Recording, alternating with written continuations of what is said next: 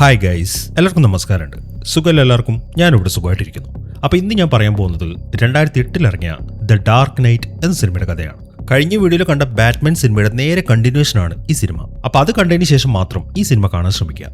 ആ സിനിമയിലെ main characters ഒക്കെ ഇതിലും വരുന്നുണ്ട്. അപ്പോൾ അതിന്റെ ലിങ്ക് ഞാൻ ഈ വീഡിയോയുടെ ഡിസ്ക്രിപ്ഷനിൽ കൊടുത്തേക്കാം.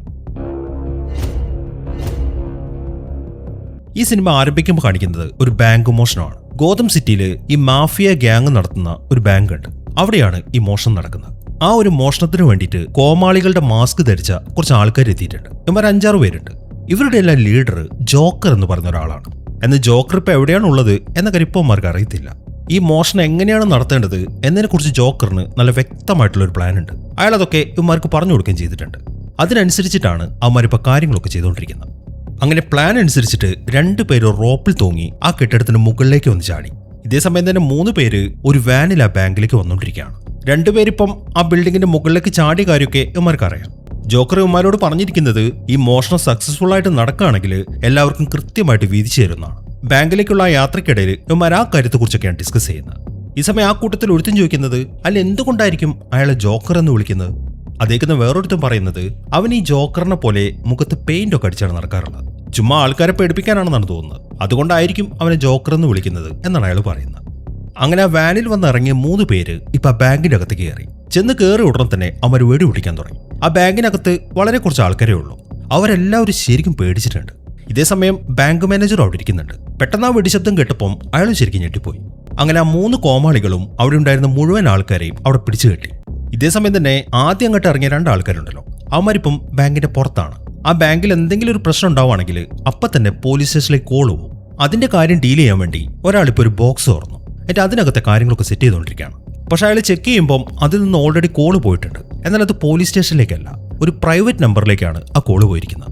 ആ കാര്യം അയാൾ പറയുമ്പം അയാളുടെ പുറകിൽ നിൽക്കുന്നവൻ ചോദിക്കുന്നത് അതുകൊണ്ട് എന്തെങ്കിലും പ്രശ്നമുണ്ടോ എന്നാണ്. ഈ സമയം മറ്റവൻ പറയുന്നത് അതുകൊണ്ട് കുഴപ്പമൊന്നുമില്ല എന്നാണ്. അത് കേട്ടതും അവന്റെ പുറകിൽ നിന്നവൻ അവന് വെടിവെച്ച് കൊന്നുകളയാണ്. ഇതാണ് ജോക്കറിന്റെ മാസ്റ്റർ പ്ലാൻ. ഇവർക്ക് ഓരോരുത്തർക്കും ഓരോരോ ഡ്യൂട്ടി കൊടുത്തിട്ടുണ്ട്. ആ ഡ്യൂട്ടിയൊക്കെ കഴിഞ്ഞാൽ അപ്പം തന്നെ മറ്റവൻ അയാളെ കൊന്നുകളയണം. ഈ പൈസ എടുത്തു കഴിഞ്ഞാൽ ഷെയർ കുറയ്ക്കാൻ വേണ്ടിയിട്ടാണെന്ന് പറഞ്ഞിട്ടാണ് ജോക്കർ അവരെ ആ കാര്യം പറഞ്ഞ് കൺവിൻസ് ചെയ്തിരിക്കുന്നത്. ഇതേസമയത്തിന് വേറൊരുത്തരാണെങ്കിൽ ആ ബാങ്കിന്റെ വോൾട്ടിലേക്ക് ചെന്നിട്ട് അവിടുത്തെ ലോക്കറൊക്കെ കുത്തി തുറക്കുകയാണ്. അതിനിടയിൽ വേറൊരുത്തൻ ആ ബാങ്കിന്റെ ഹാളിൽ നിന്നിട്ട് തോക്ക് ചൂണ്ടി എല്ലാവരും പേടിപ്പിച്ചുകൊണ്ടിരിക്കുകയാണ്. ഇതെല്ലാം ശ്രദ്ധിച്ചുകൊണ്ട് ബാങ്ക് മാനേജർ അവിടെ ഇരിക്കുന്നുണ്ട്. ആകെ പെട്ടെന്ന് ദേഷ്യം വന്നു. അതിനെ തുടർന്ന് അയാളൊരു തോക്കെടുത്തിട്ട് ആ കോമാളിനെ വെടിവെച്ച് വീഴ്ത്താണ്. എന്നിട്ട് വേഗം ബാക്കിയുള്ളവരുടെ അടുത്തേക്ക് വരാൻ തുടങ്ങി. അത് കണ്ടതും മറ്റേ കോമാളിയാണെങ്കിൽ അവിടെ നിന്ന് എഴുന്നേറ്റിട്ട് വേറൊരു മേശയുടെ അപ്പുറത്തേക്ക് വന്നു. ഈ സമയം അയാളുടെ കൂട്ടത്തിലുണ്ടായിരുന്ന ആ കോമാളിയും അവിടെ തന്നെ ഇരിക്കുന്നുണ്ട്. അങ്ങനെ ബാങ്ക് മാനേജർ പിന്നെയും വെടിപൊട്ടിച്ചു. എന്നാൽ അത് ലാസ്റ്റ് ഉണ്ടായിരുന്നു. പിന്നീട് അയാൾ എന്തെങ്കിലും ചെയ്യാൻ തുടങ്ങുമ്പോഴേക്കും ഒരു കോമാളി എഴുന്നേറ്റിട്ട് ആ ബാങ്ക് മാനേജർ ഷൂട്ട് ചെയ്യാണ്. അതോടുകൂടെ അയാൾ താഴേക്ക് വീണു.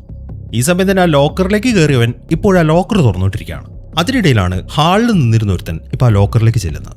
അങ്ങനെ അയാൾ ആ ലോക്കർ തുറന്നു കഴിഞ്ഞതും ഇപ്പം അങ്ങോട്ട് വന്ന കോമാളി അയാളെ അങ്ങോട്ട് വെടിവെച്ച് വന്നു.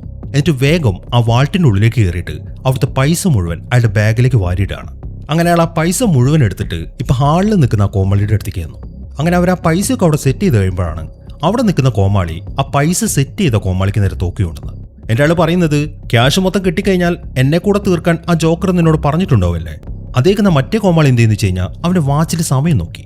എൻ്റെ ആൾ പറയുന്നത്, ഇല്ലില്ല, ഞാൻ കൊല്ലേണ്ടത് നിന്നെയല്ല, ഞാൻ കൊല്ലേണ്ടത് ബസ് ഡ്രൈവറെയാണ് എന്നാണ് അയാൾ പറയുന്നത്. അതേക്കുന്ന മറ്റൊരു ഡൗട്ടായി, ബസ് ഡ്രൈവറോ? ഏത് ബസ് ഡ്രൈവർ എന്നാണ് അയാളുടെ ചോദ്യം. എന്നാൽ അയാളത് ചോദിച്ചു കഴിഞ്ഞതും ഒരു സ്കൂൾ ബസ് ഇപ്പം ആ ബാങ്കിന്റെ അകത്തേക്ക് ഇടിച്ചു കയറാണ്. അത് വന്ന് കയറി ഉടനെ തന്നെ അയാൾക്കിട്ടാണ് ഇടിക്കുന്നത്. അതോടുകൂടെ അയാളുടെ പണിയും തീർന്നു. അങ്ങനെ ബസ് അവിടെ നിർത്തിയതിനു ശേഷം അതിനകത്തുനിന്ന് ഒരു കോമാളി വെളിയിലേക്ക് വന്നു. ഇനിയിപ്പം 2 കോമാളികൾ മാത്രമേ ബാക്കിയുള്ളൂ. അവർ 2 പേരും കൂടെ ആ പൈസ അടങ്ങിയ ബാഗ് മൊത്തം ആ ബസ്സിന്റെ അകത്തേക്ക് എടുത്തിട്ടു. അങ്ങനെ അതെല്ലാം ചെയ്തു കഴിഞ്ഞപ്പം ആ ബാങ്കിലുണ്ടായിരുന്ന കോമാളി ഇപ്പൊ ആ ബസ് ഡ്രൈവറെ അങ്ങോട്ട് വെടിവെച്ച് കൊന്നു കളഞ്ഞു. എന്നിട്ട് അയാൾ ആ ബസ്സിലേക്ക് കയറാൻ തുടങ്ങുമ്പോഴാണ് ബാങ്ക് മാനേജർ എഴുന്നേക്കുന്നത്. അയാൾക്ക് തീരെ വയ്യ. അയാളിപ്പോ പറയുന്നത് എന്താന്ന് വെച്ച് കഴിഞ്ഞാൽ, നീ വലിയ ബുദ്ധിമാനാണ് എന്നാണ് നിന്റെ വിചാരം. നിന്നെയൊക്കെ ഇത് ഏൽപ്പിച്ചവനില്ലേ? ഇപ്പൊ ബാക്കിയുള്ളവരോട് എന്താണോ ചെയ്തത് അതവൻ നിന്നോടും ചെയ്യും. മാനേജർ അത് പറഞ്ഞു കഴിഞ്ഞതും ആ കോമാളി ഇപ്പൊ മാനേജറിന്റെ അടുത്തേക്ക് വന്നു. എന്നിട്ട് അയാളുടെ വായിലേക്ക് ഒരു ഗ്രനേഡ് വെച്ച് കൊടുത്തിട്ട് കോമാളി മുഖംമൂടി മാറ്റാണ്. അത് ജോക്കറായിരുന്നു. അങ്ങനെ ബാങ്ക് മാനേജർ നോക്കി ഒന്ന് ചിരിച്ചതിന് ശേഷം ജോക്കർ പിന്നെയും ആ ബസ്സിന്റെ അടുത്തേക്ക് നടന്നു. മാനേജറിന്റെ വായിലുള്ള ഗ്രനേഡ് ഉണ്ടല്ലോ, അതിന്റെ പിന്നിൽ ഒരു നൂല് കെട്ടിയിട്ടുണ്ട്. ആ നൂലിന്റെ ഒരറ്റം ജോക്കറിന്റെ പുറകിലാണ് അയാൾ കെട്ടിയിരിക്കുന്നത്. അങ്ങനെ ജോക്കർ വേഗം ആ ബസ്സിന്റെ അകത്തേക്ക് കയറി. എന്നിട്ട് വേഗം ആ ബസ് ഓടിച്ചിട്ട് പുറത്തേക്ക് ഇറങ്ങാണ്. ഈ സമയം ബാങ്ക് മാനേജർ ആണെങ്കിൽ ശരിക്കും പേടിച്ച് വിറച്ചിരിക്കുകയാണ്. ഇപ്പം അയാളുടെ പണി തീരും. എന്നാൽ അയാൾ വിചാരിച്ച പോലെ ആയിരുന്നില്ല. ആ നൂല് വലിഞ്ഞിട്ട് ഗ്രനേഡിന്റെ പിൻ ഊരി വന്നപ്പം അതൊരു സ്മോക്ക് ഗ്രനേഡാണ്. അങ്ങനെ ജോക്കർ ആ ബസ്സുമായിട്ട് വെളിയിലേക്ക് ഇറങ്ങുന്ന സമയത്ത് വേറെ സ്കൂൾ ബസ്സുകൾ അതിൽ പാസ് ചെയ്യുന്നുണ്ട്. അതിന്റെ ഇടയിലേക്കാണ് ജോക്കർ ആ ബസ്സുമായിട്ട് ഇറങ്ങുന്നത്. അതിനെ തുടർന്ന് ആ സ്കൂൾ ബസ്സിന്റെ കൂടെ ജോക്കർ അവിടെ നിന്ന് രക്ഷപ്പെടുകയാണ്. അങ്ങനെ ആ സ്കൂൾ ബസ്സുകളൊക്കെ അവിടെ നിന്ന് പോയപ്പോഴേക്കും പോലീസുകാരും അങ്ങോട്ടെത്തി. അങ്ങനെ സമയം രാത്രി. ഗോർഡൻ ഇപ്പം ബാറ്റ്മാൻ്റെ ആ ലൈറ്റിന്റെ അടുത്ത് നിൽക്കുകയാണ്. അയാൾ ആ ലൈറ്റ് ഓൺ ആക്കിയിട്ടുണ്ട്. അതിനിടയിലാണ് ഒരു ലേഡി പോലീസ് ഓഫീസർ അങ്ങോട്ട് വരുന്നത്. ഇവളുടെ പേര് അന്ന എന്നാണ്.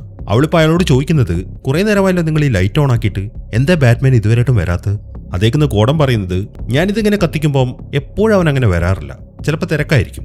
പിന്നെ ഞാനിത് കത്തിക്കുന്നത് അവനെ പ്രതീക്ഷിച്ചിട്ട് മാത്രമല്ല, ഇതിങ്ങനെ കത്തിച്ചു വെക്കുമ്പം ഇവിടെ ആൾക്കാർക്ക് ഒരു ബോധം ഉണ്ടാവും അവൻ ഇവിടെ തന്നെ കറങ്ങി കിടക്കുന്നുണ്ടെന്ന് എന്നാണ് ഗോർഡൻ അതിന് മറുപടി പറയുന്നത്. ഇതേ സമയം തന്നെ ഒരു ബിൽഡിങ്ങിന്റെ മുകളിലായിട്ട് ഒരു മീറ്റിംഗ് നടക്കുകയാണ് ഈ മയക്കുമരുന്ന് വിൽക്കുന്ന ആൾക്കാരുടെ. ഇപ്പൊ 2 ഗ്യാങ്ങുകളാണ് അങ്ങോട്ട് വന്നിരിക്കുന്നത്. അതിലൊരു ഗ്യാങ് നമ്മുടെ ഡോക്ടർ ക്രെയിൻ്റെ ഗ്യാങ്ങാണ്, ആ സ്കെയർ ക്രോന്റെ. അയാൾ ഇതുവരെയായിട്ട് മരിച്ചിട്ടില്ല. അങ്ങനെ അയാളിപ്പം അയാളുടെ വണ്ടിയിൽ നിന്ന് ഇറങ്ങി വന്നു. സംഭവം എന്താണെന്ന് വെച്ച് കഴിഞ്ഞാൽ ഇവരുടെ കൂട്ടത്തിലുള്ള ഒരുത്തൻ ഇവന്മാരെ ഒറ്റി, അത് ഇവന്മാർ പിടിക്കുകയും ചെയ്തു. അതുകൊണ്ട് തന്നെ ആ പയ്യനെയും പിടിച്ചുകൊണ്ടാണ് ഒരു ഗ്യാങ് ഇപ്പം ഡോക്ടർ ക്രെയിൻ്റെ അടുത്തേക്ക് വന്നിരിക്കുന്നത്. അങ്ങനെ അവർ ആ കാര്യങ്ങളൊക്കെ ഡീൽ ചെയ്തുകൊണ്ടിരിക്കുമ്പോഴാണ് പെട്ടെന്ന് ബാറ്റ്മാൻ അങ്ങോട്ട് വരുന്നത്. ബാറ്റ്മാൻ അവിടെ നിൽക്കുന്നത് അവരെല്ലാവരും കണ്ടു. എന്നാൽ ഈ സമയം അവർ നോക്കുമ്പോൾ കുറച്ച് അപ്പുറത്തു നിന്നും വേറൊരു ബാറ്റ്മാനും കൂടെ വന്നു. അത് കണ്ടതും അവരെന്തെന്ന് വെച്ച് കഴിഞ്ഞാൽ അവരുടെ കൂട്ടത്തിൽ കുറെ പട്ടികളുണ്ട്. അവർ പട്ടി അഴിച്ചു വിട്ടു. അതിനെ തുടർന്ന് ആ പട്ടികളൊക്കെ ഇപ്പൊ ഒരു ബാറ്റ്മാന്റെ പുറകെ പോയി. മറ്റേ ബാറ്റ്മാൻ ആണെങ്കിൽ ഇപ്പൊ ക്രെയിൻ്റെ അടുത്തേക്കാണ് പോകുന്നത്. എന്നാൽ അവൻ ക്രെയിനെ പിടിച്ചതും ക്രെയിൻ മറ്റേ ഗ്യാസ് എടുത്തിട്ട് അവന്റെ മുഖത്തേക്ക് അടിക്കുകയാണ്. അതോടുകൂടെ ആ ബാറ്റ്മാൻ താഴേക്ക് വീണു. എന്നാൽ യഥാർത്ഥത്തിൽ ഈ 2 ബാറ്റ്മാൻമാരും ഡമ്മികളാണ്. അവർ ചെയ്യുന്നത് യഥാർത്ഥ ബാറ്റ്മാനെ പോലെ ആവാൻ പറ്റുമെന്ന് ശ്രമിക്കുകയാണ്. എന്നാൽ ഈ സമയത്താണ് ഒറിജിനൽ ബാറ്റ്മാൻ അവരുടെ വണ്ടിയിൽ അങ്ങോട്ട് വരുന്നത്. അങ്ങനെ വണ്ടി അവിടെ സ്റ്റോപ്പ് ആയതും അവരെല്ലാവരും ആ വണ്ടിക്ക് നേരെ ഷൂട്ട് ചെയ്യാണ്. അങ്ങനെ ആ വെടിവെപ്പൊക്കെ കഴിഞ്ഞു കഴിഞ്ഞപ്പം ബാറ്റ്മാൻ ഇപ്പം ആ വണ്ടിയിൽ നിന്ന് തിരിച്ച് ഷൂട്ട് ചെയ്തു. അതോടുകൂടെ അവിടെയുള്ള ഒരു ഭാഗം മൊത്തം തകർന്നു പോവുകയും ചെയ്തു. അതിനെ തുടർന്ന് ആ ഗ്യാങ്ങിലുള്ള ചില ആൾക്കാരൊക്കെ അവരുടെ വണ്ടി ഓടിച്ചുകൊണ്ട് അവിടെ പോവാണ്. അതിനിടയിൽ ഒരു ഡമ്മി ബാറ്റ്മാൻ ഒരു തോക്കും കൊണ്ട് അങ്ങോട്ട് വരുന്നുണ്ട്. അത് കണ്ടതും ബാറ്റ്മാൻ എന്തെന്ന് വെച്ച് കഴിഞ്ഞാൽ ആ തോക്ക് പിടിച്ചിട്ട് അതിന്റെ കുഴൽ അങ്ങോട്ട് ഒടിച്ചു കളയാണ്. ഈ സമയത്താണ് അവിടെയുള്ള ഒരു പട്ടി വന്നിട്ട് ബാറ്റ്മാൻ അറ്റാക്ക് ചെയ്യുന്നത്. ബാറ്റ്മാൻ ഇപ്പൊ കടി കൊണ്ടു. ഈ സമയം ബാറ്റ്മാൻ നോക്കുമ്പോൾ ആ ഡോക്ടർ ക്രെയിൻ ഒരു വാൻ ഓടിച്ചിട്ട് അവിടുന്ന് പോകുന്നതാണ് കാണുന്നത്. അത് കണ്ടതും ബാറ്റ്മാൻ ഇപ്പം ആ വാന്റെ മേലേക്ക് ചാടിക്കയറി. എന്നിട്ട് അതിന്റെ ഒരു ഭാഗം പൊളിക്കുകയും ചെയ്തു. പക്ഷെ അധികം നേരം അവൻ അതിൽ പിടിച്ചെടുക്കാൻ പറ്റുന്നില്ല. അവനിപ്പോൾ താഴേക്ക് വീണു. എങ്കിലും ബാറ്റ്മാൻ ക്രെയിനെ വിടുന്നില്ല. ക്രെയിന്റെ വണ്ടി കറങ്ങി താഴേക്ക് എത്തുമ്പോൾ ബാറ്റ്മാൻ അതിന്റെ മുകളിൽ നിന്നും ആ വണ്ടിയുടെ മേലേക്ക് ചാടി. അതോടുകൂടെ ആ വണ്ടി തകർന്നു പോവുകയും ചെയ്തു. അങ്ങനെ പെട്ടെന്ന് തന്നെ ബാറ്റ്മാൻ ക്രെയിനെ പിടിച്ചിട്ട് ഒരു സ്ഥലത്തേക്ക് എത്തി. ഈ സമയം ആ ഡമ്മി ബാറ്റ്മാനെയും അവനോട് പിടിച്ചു വെച്ചിട്ടുണ്ട്. എന്നിട്ട് ബാറ്റ്മാൻ ഇപ്പോൾ അവരുടെ അടുത്ത് പറയുന്നത്, മേല ഇതുപോലത്തെ പരിപാടിയുമായിട്ട് ഇവിടെ കണ്ടേക്കരുത് എന്ന് പറഞ്ഞിട്ട് അവനോടത്ത് പോയി. അങ്ങനെ കുറച്ച് സമയം കഴിഞ്ഞു. ഗോർഡൻ ഇപ്പം ആ മോഷണം നടന്ന ബാങ്കിലേക്ക് വന്നിരിക്കുകയാണ്. അയാളെങ്ങോട്ട് ചെല്ലുമ്പം ആ അന്നയെ അവിടെ നിൽക്കുന്നുണ്ട്. അവളിപ്പോൾ അവിടുത്തെ CCTVയിൽ നിന്ന് കിട്ടിയ ജോക്കറിന്റെ ഫോട്ടോ എടുത്തിട്ട് കൊടുത്തു. അയാൾ അതുമായിട്ട് അവിടുത്തെ വാൾട്ടിലേക്ക് പോവാണ്. അങ്ങനെ അയാൾ വോൾട്ടിൽ നിൽക്കുന്ന സമയത്താണ് ബാറ്റ്മാൻ അങ്ങോട്ട് വരുന്നത്. ബാറ്റ്മാനെ കണ്ടതും അയാളിപ്പോൾ ജോക്കറിന്റെ ഫോട്ടോ എടുത്തിട്ട് ബാറ്റ്മാനെ കാണിച്ചു കൊടുത്തു. അത് ബാറ്റ്മാൻ അതങ്ങനെ വല്ലാതെ മൈൻഡ് ചെയ്യുന്നില്ല. ബാറ്റ്മാൻ അവന്റെ കയ്യിലുള്ള ഡിവൈസ് വെച്ചിട്ട് ആ വോൾട്ടിനകത്ത് പൈസ ചെക്ക് ചെയ്യാണ്. അത് ചെക്ക് ചെയ്തതിനു ശേഷം ബാറ്റ്മാൻ പറയുന്നത്, ഞാൻ നിങ്ങൾക്ക് മാർക്ക് ചെയ്ത് അയച്ചു തന്ന കുറച്ച് പൈസയില്ലേ, ആ കൂട്ടത്തിലുള്ളത് ഇവിടെയും കാണുന്നുണ്ടല്ലോ, അതെങ്ങനെ സംഭവിച്ചു? അതേക്കുന്ന ഗോഡൻ പറയുന്നത്, ഞങ്ങളുടെ കൂട്ടത്തിലുള്ള പോലീസുകാരും ഈ പൈസ വെച്ചിട്ട് ഡ്രഗ്സ് വാങ്ങുന്നുണ്ട്. മാത്രമല്ല കുറേയേറെ കള്ളപ്പണം കണ്ടെത്തുകയും ചെയ്തിട്ടുണ്ട്. ഇനിയും പിടിക്കണമെന്നുണ്ടെങ്കിൽ ഒരുപാട് ബാങ്കുകൾ ഒരേ സമയത്ത് കയറി ഇറങ്ങേണ്ടി വരും. അത് ചെയ്യാവുന്നേ ഉള്ളൂ. പക്ഷേ ഈ ജോക്കറിന്റെ കാര്യം എന്ത് ചെയ്യണം എന്നാണ് ഗോഡൻ ചോദിക്കുന്നത്. അതേക്കുന്ന ബാറ്റ്മാൻ പറയുന്നത്, അവൻ ഒരാളല്ലേ ഉള്ളൂ, അവനെ വിട്ടേക്ക്, നമുക്ക് ആദ്യം മാഫിയയുടെ കാര്യം നോക്കാം എന്നാണ് ബാറ്റ്മാൻ പറയുന്നത്. ഈ സമയം ഗോഡൻ പറയുന്നത്, പക്ഷെ അതിനൊരു പ്രശ്നമുണ്ട്. ആ പുതിയ DA ഉണ്ടല്ലോ, ഈ കാര്യം അറിഞ്ഞു കഴിഞ്ഞാൽ അവനും ഇതിൽ ഇടപെടും. ഈ DA എന്ന് പറയുന്നത് ഡിസ്ട്രിക്ട് അറ്റോർണി, അതായത് ഈ ഡിസ്ട്രിക്റ്റിന് വേണ്ടിയിട്ടുള്ള ഒരു വക്കീൽ. ഇവിടെ എന്തെങ്കിലും കുറ്റകൃത്യങ്ങൾ നടക്കുകയാണെങ്കിൽ അയാൾക്ക് അതിൽ ഇടപെടാനുള്ള അധികാരമുണ്ട്. ഗോഡൻ അത് പറയുമ്പം, അതെന്താ പുതിയ DAനെ നിങ്ങൾക്ക് വിശ്വാസമില്ലേ എന്നാണ് ബാറ്റ്മാൻ ചോദിക്കുന്നത്. വിശ്വാസം ഇല്ലാഞ്ഞിട്ടല്ല, അയാളൊരു പിടിവാശിക്കാരനാണ്, നിന്നെപ്പോൾ തന്നെ. എന്തെങ്കിലും അയാളെ പറഞ്ഞ് മനസ്സിലാക്കണമെങ്കിൽ അത് വല്ലാത്ത പാടാണ് എന്ന് പറഞ്ഞിട്ട് ഗോഡനെ കവർ എടുത്തു. എന്നാൽ പിന്നീട് അയാൾ തിരിഞ്ഞു നോക്കുമ്പോൾ ബാറ്റ്മാൻ അവിടെ കാണുന്നില്ല. അവൻ പോയി കഴിഞ്ഞിരുന്നു. അല്ലെങ്കിലും ബാറ്റ്മാൻ ഇങ്ങനെയാണ്, ആ കാര്യം ഗോഡനും അറിയാം. അതുകൊണ്ട് തന്നെ അവൻ പോയത് അയാൾ വലിയ കാര്യമാക്കുന്നൊന്നുമില്ല. അങ്ങനെ പിറ്റേ ദിവസമായി രാവിലെ തന്നെ ബ്രൂസിനെ വിളിക്കാൻ വേണ്ടി ആൽഫ്രഡ് ഇപ്പൊ ചായയുമായിട്ട് അവന്റെ റൂമിലേക്ക് പോവാണ്. എന്നാൽ അവിടേക്ക് ചെന്ന് നോക്കുമ്പോൾ ബ്രൂസ് അവിടെ ഉണ്ടായിരുന്നില്ല. അവൻ എങ്ങോട്ടാണ് പോയിരിക്കുന്നത് എന്നൊക്കെ ആൽഫ്രഡിന് അറിയാം. അതുകൊണ്ട് തന്നെ ആൽഫ്രഡ് നേരെ ആ സ്ഥലത്തേക്ക് പോവാണ്. അത് വെയിൻ എന്റർപ്രൈസസിന്റെ ഒരു റെസ്ട്രിക്റ്റഡ് ഏരിയ ആയിരുന്നു. അയാൾ അങ്ങോട്ട് ചെന്നിട്ട് ഒരു കണ്ടെയ്നറിന്റെ വാതിൽ തുറന്നു. ആ കണ്ടെയ്നറിന്റെ അകത്തേക്ക് കയറി കഴിഞ്ഞാൽ ഒരു ലിഫ്റ്റാണ്. ആ ലിഫ്റ്റ് നേരെ പോകുന്നത് ബാറ്റ്മാന്റെ പുതിയ താവളത്തിലേക്കാണ്. ഇതിനെ പറയുന്നത് പെന്റ് ഹൗസ് എന്നാണ്. ഇപ്പം അവരുടെ വീടിന്റെ പണി നടന്നുകൊണ്ടിരിക്കുകയാണ്. അതുകൊണ്ട് തൽക്കാലം ബാറ്റ്മാന്റെ കാര്യങ്ങളൊക്കെ അവർ സെറ്റ് ചെയ്തിരിക്കുന്നത് ഈ പെന്റ് ഹൗസിന്റെ അകത്താണ്. ഇപ്പൊ ആൽഫ്രഡ് അങ്ങോട്ട് ചെല്ലുമ്പോൾ ബാറ്റ്മാൻ കൈയിലെ മുറിവ് തുന്നി കെട്ടിക്കൊണ്ടിരിക്കുകയാണ്. ആ പട്ടി അറ്റാക്ക് ചെയ്തപ്പം അവന്റെ കൈ നന്നായിട്ട് മുറിഞ്ഞിട്ടുണ്ട്. ഈ സമയം ആൽഫ്രഡ് അങ്ങോട്ട് ചെന്നിട്ട് ആ മുറിവ് തുന്നിക്കെട്ടാൻ തുടങ്ങി. അതിനിടയിൽ ബ്രൂസ് ആണെങ്കിൽ അവിടെ ഒരു വീഡിയോ കാണുന്നുണ്ട്. ആ വീഡിയോയിൽ കാണിക്കുന്നത് പുതിയ DAയുടെ ഒരു ക്യാമ്പയിനാണ്. ഇവന്റെ പേര് ഹാർവി ഡെന്റ്. അതിപ്പോ ആൽഫ്രഡിന് കാണിച്ചു കൊടുത്തതിന് ശേഷം അവനെ കൊണ്ട് നമുക്ക് ആവശ്യം വരും. പക്ഷെ അതിനു മുമ്പ് ആദ്യം അവനെക്കുറിച്ച് ശരിക്കൊന്ന് പഠിക്കണം, വിശ്വസിക്കാൻ പറ്റുന്ന ആളാണോ എന്ന് ചെക്ക് ചെയ്യണം എന്നാണ് ബ്രൂസ് പറയുന്നത്. ഇനി കാണിക്കുന്നത് കോടതിയാണ്. അവിടെ ഇപ്പോൾ ഒരു വാദം നടക്കുന്നുണ്ട്. വാദിക്കുന്നത് ആ പുതിയ DA ആയ ഹാർവിയാണ്. അവനിപ്പോൾ വന്നിട്ട് അവന്റെ സീറ്റിലേക്ക് ഇരുന്നു. അവന്റെ തൊട്ടടുത്തായിട്ട് നമ്മുടെ റേച്ചൽ ഇരിക്കുന്നുണ്ട്. ആദ്യത്തെ സിനിമയിൽ അതേ റേച്ചൽ തന്നെയാണിത്. പക്ഷെ ഈ സിനിമയിലേക്ക് വന്നപ്പം ആള് മാറിയെന്നേ ഉള്ളൂ. ഈ റേച്ചൽ ഇപ്പം ഹാർവിയുടെ ഗേൾഫ്രണ്ടാണ്. ഈ ഹാർവിക്ക് ഒരു സ്വഭാവമുണ്ട്. എന്ത് കാര്യം ചെയ്യുമ്പോഴും അയാൾ ടോസ് ഇട്ട് നോക്കും. അതിനുവേണ്ടി അയാളുടെ അച്ഛനായൊക്കെ ഒരു കോയിൻ കൊടുത്തിട്ടുണ്ട്. അതുകൊണ്ടാണ് എപ്പോഴും നടക്കുന്നത്. ഇപ്പം ആ കോയിൻ എടുത്തിട്ട് അവൻ റേച്ചലിനും കാണിച്ചു കൊടുക്കുന്നുണ്ട്. അങ്ങനെ ആ കേസിന്റെ വാദം ആരംഭിച്ചു. ഫസ്റ്റ് പാർട്ടിൽ കാണിച്ച ആ ഫാൽക്കോണി ഉണ്ടല്ലോ, ഇനി അങ്ങോട്ട് അയാളുടെ ബിസിനസ് ആരാണ് നടത്തിക്കൊണ്ടു പോകേണ്ടത് എന്നതിനെ കുറിച്ചുള്ള ഒരു കേസാണ് അവിടെ നടക്കുന്നത്. ഈ ഫാൽക്കോണിയുടെ ബ്രദറായ മെറോണി അവിടെ ഇരിക്കുന്നുണ്ട്. ഇവരെല്ലാം ഈ മാഫിയ തലവന്മാരാണ്. ഈ ആഷ് കളർ കോട്ടിട്ടിരിക്കുന്ന ആളെ കണ്ടില്ലേ, ഇതാണ് മറോണി. അങ്ങനെ ആ വാദം നടക്കുന്നതിനിടയിൽ മറോണിയുടെ ഒരാള് ഇപ്പൊ ഹാർവിക്ക് നേരെ തോക്കിയുണ്ടി. അത് കണ്ടതും ഹാർവി ആ തോക്ക് പിടിച്ചു വാങ്ങിയിട്ട് അയാളുടെ മൂന്തക്കിട്ട് ഒരു ഇടി കൊടുക്കുകയാണ്. അങ്ങനെ കോടതിയിലെ കാര്യങ്ങളൊക്കെ കഴിഞ്ഞതിന് ശേഷം ഹാർവി ഇപ്പൊ അവന്റെ ഓഫീസിലേക്ക് എത്തി. ഈ സമയം അവനെ കാണാൻ വേണ്ടി ഗോർഡനും അങ്ങോട്ട് വന്നിട്ടുണ്ട്. ആ കള്ളപ്പണമുള്ള 5-6 ബാങ്കുകൾ അയാൾ കണ്ടെത്തിയിട്ടുണ്ട്. അത് സെർച്ച് ചെയ്യാനുള്ള ഒരു വാറന്റ് കിട്ടണം. അത് അറേഞ്ച് ചെയ്യാൻ വേണ്ടിയിട്ടാണ് ഗോർഡൻ ഇപ്പോൾ ഹാർവിയുടെ അടുത്തേക്ക് വന്നിരിക്കുന്നത്. അങ്ങനെ ഹാർവി ഇപ്പം അയാളുടെ കയ്യിലുള്ള ആ നോട്ടിന്റെ കെട്ടൊക്കെ ചെക്ക് ചെയ്തു. അതിൽ നിന്നും അത് ആരോ സ്കാൻ ചെയ്തിട്ടുണ്ട് എന്ന കാര്യമൊക്കെ അപ്പം തന്നെ മനസ്സിലായി. അത് ബാറ്റ്മാൻ ആണ് എന്ന കാര്യമൊക്കെ അറിയാം. മാത്രമല്ല ഈ ബാറ്റ്മാനും ഗോർഡനും തമ്മിൽ ബന്ധമുണ്ട് എന്ന കാര്യവും ഈ ഹാർവിക്ക് അറിയാം. അതുകൊണ്ട് ഇപ്പോൾ ഹാർവി ചോദിക്കുന്നത് ആ ബാറ്റ്മാനെ നിങ്ങൾക്ക് എനിക്കൊന്ന് കാണിച്ചു തരാൻ പറ്റുമെന്നാണ്. അതേക്കുമ്പോൾ അത് പറ്റുമെന്ന് തോന്നുന്നില്ല. കാരണം ഇവിടുത്തെ പോലീസുകാരെല്ലാം ബാറ്റ്മാനെ പിടിക്കാനാണ് നടക്കുന്നത്. അയാൾ അങ്ങനെ എല്ലാവരുടെ മുമ്പിലൊന്നും വരത്തില്ല എന്നാണ് ഗോർഡൻ പറയുന്നത്. അതെല്ലാം കേൾക്കുമ്പോൾ ഓക്കെ എന്നാൽ പിന്നെ വേണ്ട, നിങ്ങൾക്ക് വേണ്ടത് ആ സെർച്ച് വാറന്റ് അല്ലേ, അത് ഞാൻ അറേഞ്ച് ചെയ്തുതരാം. പക്ഷെ നിങ്ങളെനിക്ക് വിശ്വസിക്കാൻ പറ്റുമല്ലോ എന്നാണ് അവൻ്റെ ചോദ്യം. എന്നെ വിശ്വസിക്കാതിരിക്കേണ്ട ആവശ്യമൊന്നും നിങ്ങൾക്കില്ല എന്നാണ് ഗോർഡൻ പറയുന്നത്. ഇനി കാണിക്കുന്നത് വെയിൻ എന്റർപ്രൈസസ് ആണ്. അവിടെ ഇപ്പോൾ ഒരു മീറ്റിംഗ് നടക്കുന്നുണ്ട്. ഒരു ചൈനക്കാരനാണ് അങ്ങോട്ട് വന്നിരിക്കുന്നത്. ഇയാളുടെ പേര് ലവ് എന്നാണ്. ഇയാൾ ഈ ചൈനയിൽ ഈ സെക്യൂരിറ്റിയുമായി ബന്ധപ്പെട്ട ബിസിനസ്സാണ് ചെയ്യുന്നത്. നല്ല കോടീശ്വരനാണ്. അയാളിപ്പോൾ ഫോക്സിന്റെ അടുത്താണ് കാര്യങ്ങളൊക്കെ സംസാരിക്കുന്നത്. അയാളുടെ കമ്പനിക്ക് ഈ വെയിൻ എന്റർപ്രൈസസുമായിട്ട് ലയിക്കാൻ താല്പര്യമുണ്ട്. അങ്ങനെ ലയിച്ചു കഴിഞ്ഞാൽ നമുക്ക് വലിയൊരു ശക്തിയായിട്ട് മാറാം എന്നാണ് ലവ് പറയുന്നത്. എന്നാൽ ഫോക്സ് അതിന് വലിയ താല്പര്യമൊന്നും കാണിക്കുന്നില്ല. ഈ സമയം ആ മീറ്റിംഗിൽ വേറെയും കുറെ ആൾക്കാർ പങ്കെടുക്കുന്നുണ്ട്. മാത്രമല്ല ബ്രൂസ് വെയിനും ഉണ്ട്. അതിലിപ്പോൾ അവർ നോക്കുമ്പോൾ ബ്രൂസ് ആണെങ്കിൽ നല്ല ഉറക്കത്തിലാണ്. അങ്ങനെ ആ മീറ്റിംഗ് ഒക്കെ കഴിഞ്ഞിട്ട് ലവ് അവിടുന്ന് പോയി. ഈ സമയത്താണ് അവരുടെ ടീമിലുള്ള ഒരുത്തൻ ഫോക്സിന്റെ അടുത്തേക്ക് വരുന്നത്. ഇവന്റെ പേര് റീസ് എന്നാണ്.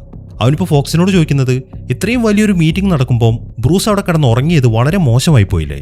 അതേക്കുന്ന ഫോക്സ് പറയുന്നത്, നോക്കൂ മിസ്റ്റർ റീസ്, നിങ്ങളെ ഏൽപ്പിച്ച ജോലി നിങ്ങൾ ചെയ്യുക, ബ്രൂസ് വെയിന്റെ കാര്യം ഞാൻ നോക്കിക്കോളാം എന്നും പറഞ്ഞിട്ട് ഫോക്സ് അവിടുന്ന് പോയി. അങ്ങനെ കുറച്ച് സമയത്തിന് ശേഷം ഫോക്സ് ഇപ്പോൾ ബ്രൂസിന്റെ അടുത്തേക്ക് എത്തി. എന്തുകൊണ്ടാണ് അയാൾ ആ ഡീല് വേണ്ടാന്ന് വെച്ചത് എന്നതിന്റെ ഒരു എക്സ്പ്ലനേഷൻ അയാൾ ഇപ്പോൾ ബ്രൂസിന് കൊടുക്കുകയാണ്. അതായത് ലവിന്റെ കമ്പനിയുടെ ഡീറ്റെയിൽസ് ഒക്കെ ചെക്ക് ചെയ്തപ്പം അയാളുടെ കമ്പനി 8% എല്ലാ വർഷവും വളരുന്നുണ്ട്. അതൊരു പക്ഷേ ഇല്ലീഗലായിട്ടുള്ള കാര്യങ്ങൾ ചെയ്തിട്ടായിരിക്കും എന്നാണ് ഫോക്സ് പറയുന്നത്. എന്നാൽ അതൊക്കെ കേൾക്കുമ്പോൾ ബ്രൂസ് ആണെങ്കിൽ ഒന്നും മിണ്ടാതെ നിൽക്കുകയാണ്. അവന്റെ ആ മുഖഭാവത്തിൽ അവൻ ഈ കാര്യങ്ങളൊക്കെ നേരത്തെ അറിയാമായിരുന്നു എന്ന കാര്യം ഫോക്സിന് മനസ്സിലായി. അത് അയാൾ ചോദിക്കുകയും ചെയ്തു. ഈ സമയം ബ്രൂസ് പറയുന്നത്, ഞാൻ അയാളുടെ കമ്പനിയുടെ ഡീറ്റെയിൽസ് ഒക്കെ ജസ്റ്റ് ഒന്ന് ചെക്ക് ചെയ്തു, അപ്പം തന്നെ എനിക്ക് കാര്യം മനസ്സിലായി, അത് നമുക്ക് വേണ്ട. പിന്നെ എനിക്ക് വേറൊരു കാര്യം കൂടെ പറയാനുണ്ട്. ഇപ്പം ഞാൻ ഉപയോഗിക്കുന്ന സ്യൂട്ട് ഉണ്ടല്ലോ, അതിന് ഭയങ്കര വെയിറ്റ്, നിങ്ങൾ അതൊന്ന് മാറ്റി പണിത് തരണം എന്ന് പറഞ്ഞിട്ട് അവൻ പുതിയ സ്യൂട്ടിന്റെ ഡിസൈനൊക്കെ ഫോക്സിന് കൊടുക്കുകയാണ്. അതൊക്കെ ചെക്ക് ചെയ്തതിന് ശേഷം നമുക്കിത് വേഗം തന്നെ റെഡിയാക്കാം എന്നാണ് അയാൾ പറയുന്നത്. അങ്ങനെ സമയം രാത്രി. ഹാർവി റേച്ചലും കൂടെ ഇപ്പോൾ റെസ്റ്റോറൻറ്റിലിരിക്കുകയാണ്. ഈ റെസ്റ്റോറൻറ്റ് എന്ന് പറയുന്നത് ബ്രൂസിന്റെ റെസ്റ്റോറൻ്റ് ആണ്. ഈ സമയത്താണ് ബ്രൂസും മറ്റൊരു പെണ്ണും കൂടെ അങ്ങോട്ട് വരുന്നത്. നമ്മൾ കഴിഞ്ഞ സിനിമയിൽ കണ്ട പോലെ തന്നെ ബ്രൂസ് വെയിൻ ആയിട്ട് നടക്കുമ്പോൾ ബ്രൂസ് ഇതുപോലെ ഓരോരോ പെണ്ണുങ്ങളെ വിളിച്ചുകൊണ്ടാണ് നടക്കുന്നത്, ആൾക്കാർക്ക് സംശയം തോന്നാതിരിക്കാൻ വേണ്ടി. അങ്ങനെ അവരും ഇപ്പം ഹാർവിയുടെ റേച്ചലിനെയും കൂടെ ജോയിൻ ചെയ്തു. അങ്ങനെ അവർ തമ്മിലുള്ള ആ സംസാരത്തിനിടയിൽ ഈ ബാറ്റ്മാന്റെ കാര്യം കൂടെ വരുന്നുണ്ട്. ഈ ബ്രൂസാണ് ബാറ്റ്മാൻ എന്ന് അറിയുന്നത് ബ്രൂസിനും റേച്ചലിനും മാത്രമാണ്. റേച്ചൽ ഇതുവരെയായിട്ടും ആ കാര്യമൊന്നും ഹാർവിയുടെ അടുത്ത് പറഞ്ഞിട്ടില്ല. അങ്ങനെ അവർ ബാറ്റ്മാന്റെ കാര്യം ഡിസ്കസ് ചെയ്യുന്നതിന്റെ ഇടയിൽ ഹാർവി ഇപ്പൊ ബാറ്റ്മാനെ സപ്പോർട്ട് ചെയ്തിട്ടാണ് സംസാരിക്കുന്നത്. അതിൽ നിന്നും ഇവൻ വിശ്വസിക്കാൻ കൊള്ളാവുന്ന ഒരാളാണ് എന്ന കാര്യം ബ്രൂസിന് മനസ്സിലായി. അതുകൊണ്ട് തന്നെ അവൻ പറയുന്നത്, ശരിക്കും ബാറ്റ്മാനെ അല്ല, നിങ്ങളെപ്പോലുള്ള ഒരാളെയാണ് ഈ സിറ്റിക്ക് ആവശ്യം. അങ്ങനെ വരുമ്പം നിയമപരമായിട്ട് തന്നെ നിനക്ക് കാര്യങ്ങളൊക്കെ ചെയ്യാലോ. അതുകൊണ്ട് നിങ്ങൾ ഈ സിറ്റിക്ക് വേണ്ടി മത്സരിക്കണം. അതിനു വേണ്ടിയിട്ടുള്ള ഫണ്ട് റേസിംഗ് ഒക്കെ ഞാൻ നോക്കിക്കോളാം എന്നാണ് ബ്രൂസ് പറയുന്നത്. അതേക്കുന്ന ഹാർവി പറയുന്നത്, ഒരു 3 വർഷത്തേക്കൊന്നും ഒരു തെരഞ്ഞെടുപ്പിനെ നേരിടാനൊന്നും ഞാനില്ല എന്നാണ്. അതേക്കുമ്പം ഞാൻ ഇതെന്റെ സുഹൃത്തുക്കളെ വെച്ചിട്ടുള്ള ഒരു ഫണ്ട് റേസിംഗിന്റെ കാര്യമാണ് പറയുന്നത്. അങ്ങനെ ഒരു ഫണ്ട് നിനക്ക് കിട്ടുകയാണെങ്കിൽ പിന്നീട് നീ മത്സരിക്കുന്ന സമയത്ത് നിനക്കൊരു ഫണ്ടിന്റെ ആവശ്യം ഉണ്ടാവത്തില്ല എന്നാണ് ബ്രൂസ് പറയുന്നത്. ഇനി കാണിക്കുന്നത് ആ മാഫിയ തലവന്മാരുടെ ഒരു മീറ്റിംഗ് ആണ്. എല്ലാവന്മാരും അവിടെ ഇരിക്കുന്നുണ്ട്. ഈ സമയത്താണ് നമ്മൾ നേരത്തെ കണ്ട ആ ലവ് ഉണ്ടല്ലോ, അയാൾ അവർ വീഡിയോ കോൾ വിളിക്കുന്നത്. ഇയാളാണ് ഇവന്മാരുടെ മുഴുവൻ കാശിന്റെ കാര്യങ്ങളൊക്കെ ഡീൽ ചെയ്യുന്നത്.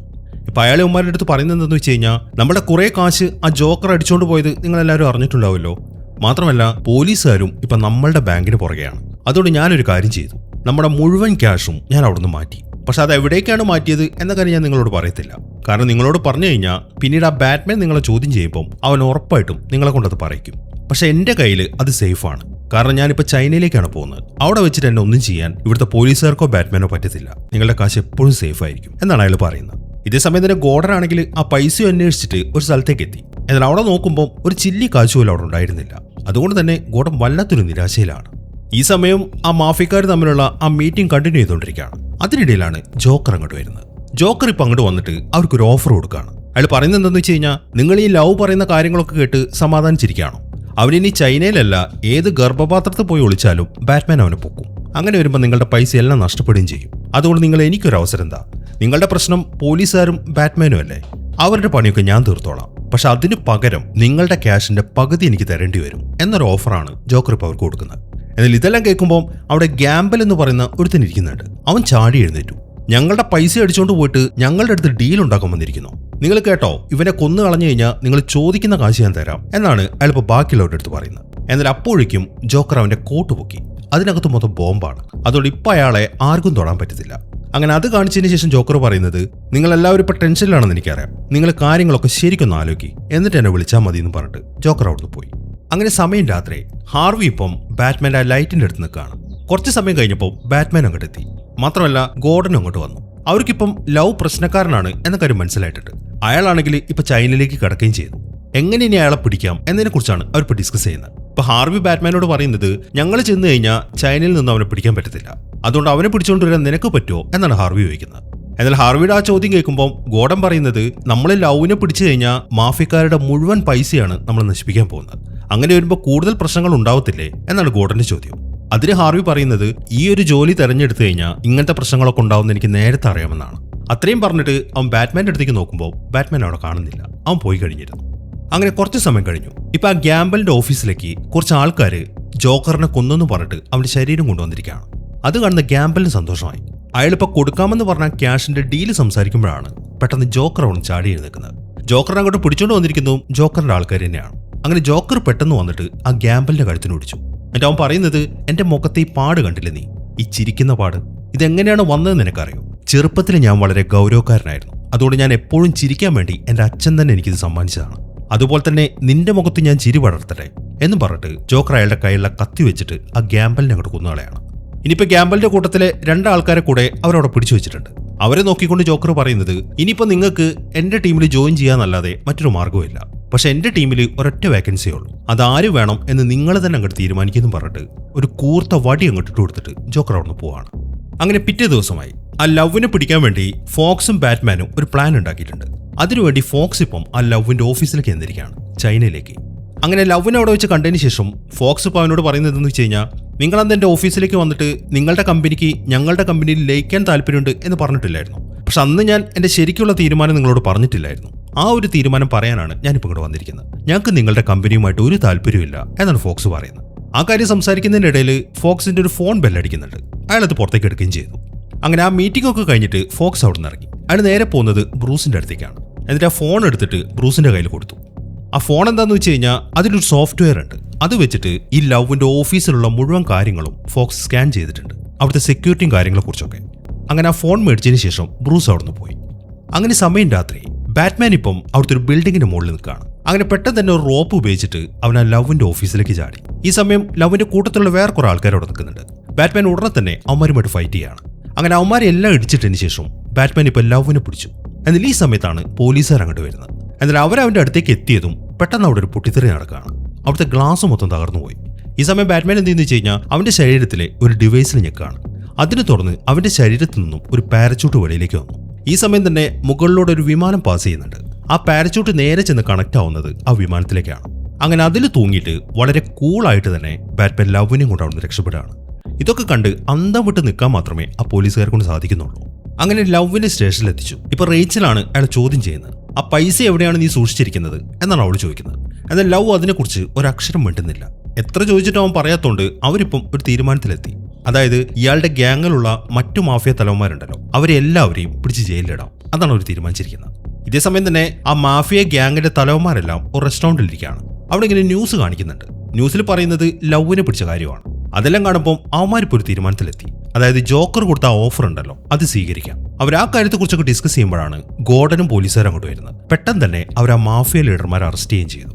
അങ്ങനെ അവരുടെ കേസ് ഇപ്പം കോടതിയിൽ വാദിച്ചുകൊണ്ടിരിക്കുകയാണ്. ഈ സമയം അവർക്കെതിരെ ചുമത്തിയ കുറ്റങ്ങളെക്കുറിച്ചൊക്കെ അവിടെ ഇരുന്നിട്ട് ജഡ്ജി ഇങ്ങനെ വിളിച്ചു പറയുന്നുണ്ട്. എന്നാൽ അതൊക്കെ ഇങ്ങനെ സംസാരിക്കുമ്പോൾ ആ പേപ്പർ മറയ്ക്കുന്നതിനിടയിൽ ജോക്കറിന്റെ ഒരു കാർഡ് അതിൽ കാണുന്നുണ്ട്. എന്നാൽ ജഡ്ജ് അത് വലിയ കാര്യമൊക്കൊന്നുമില്ല.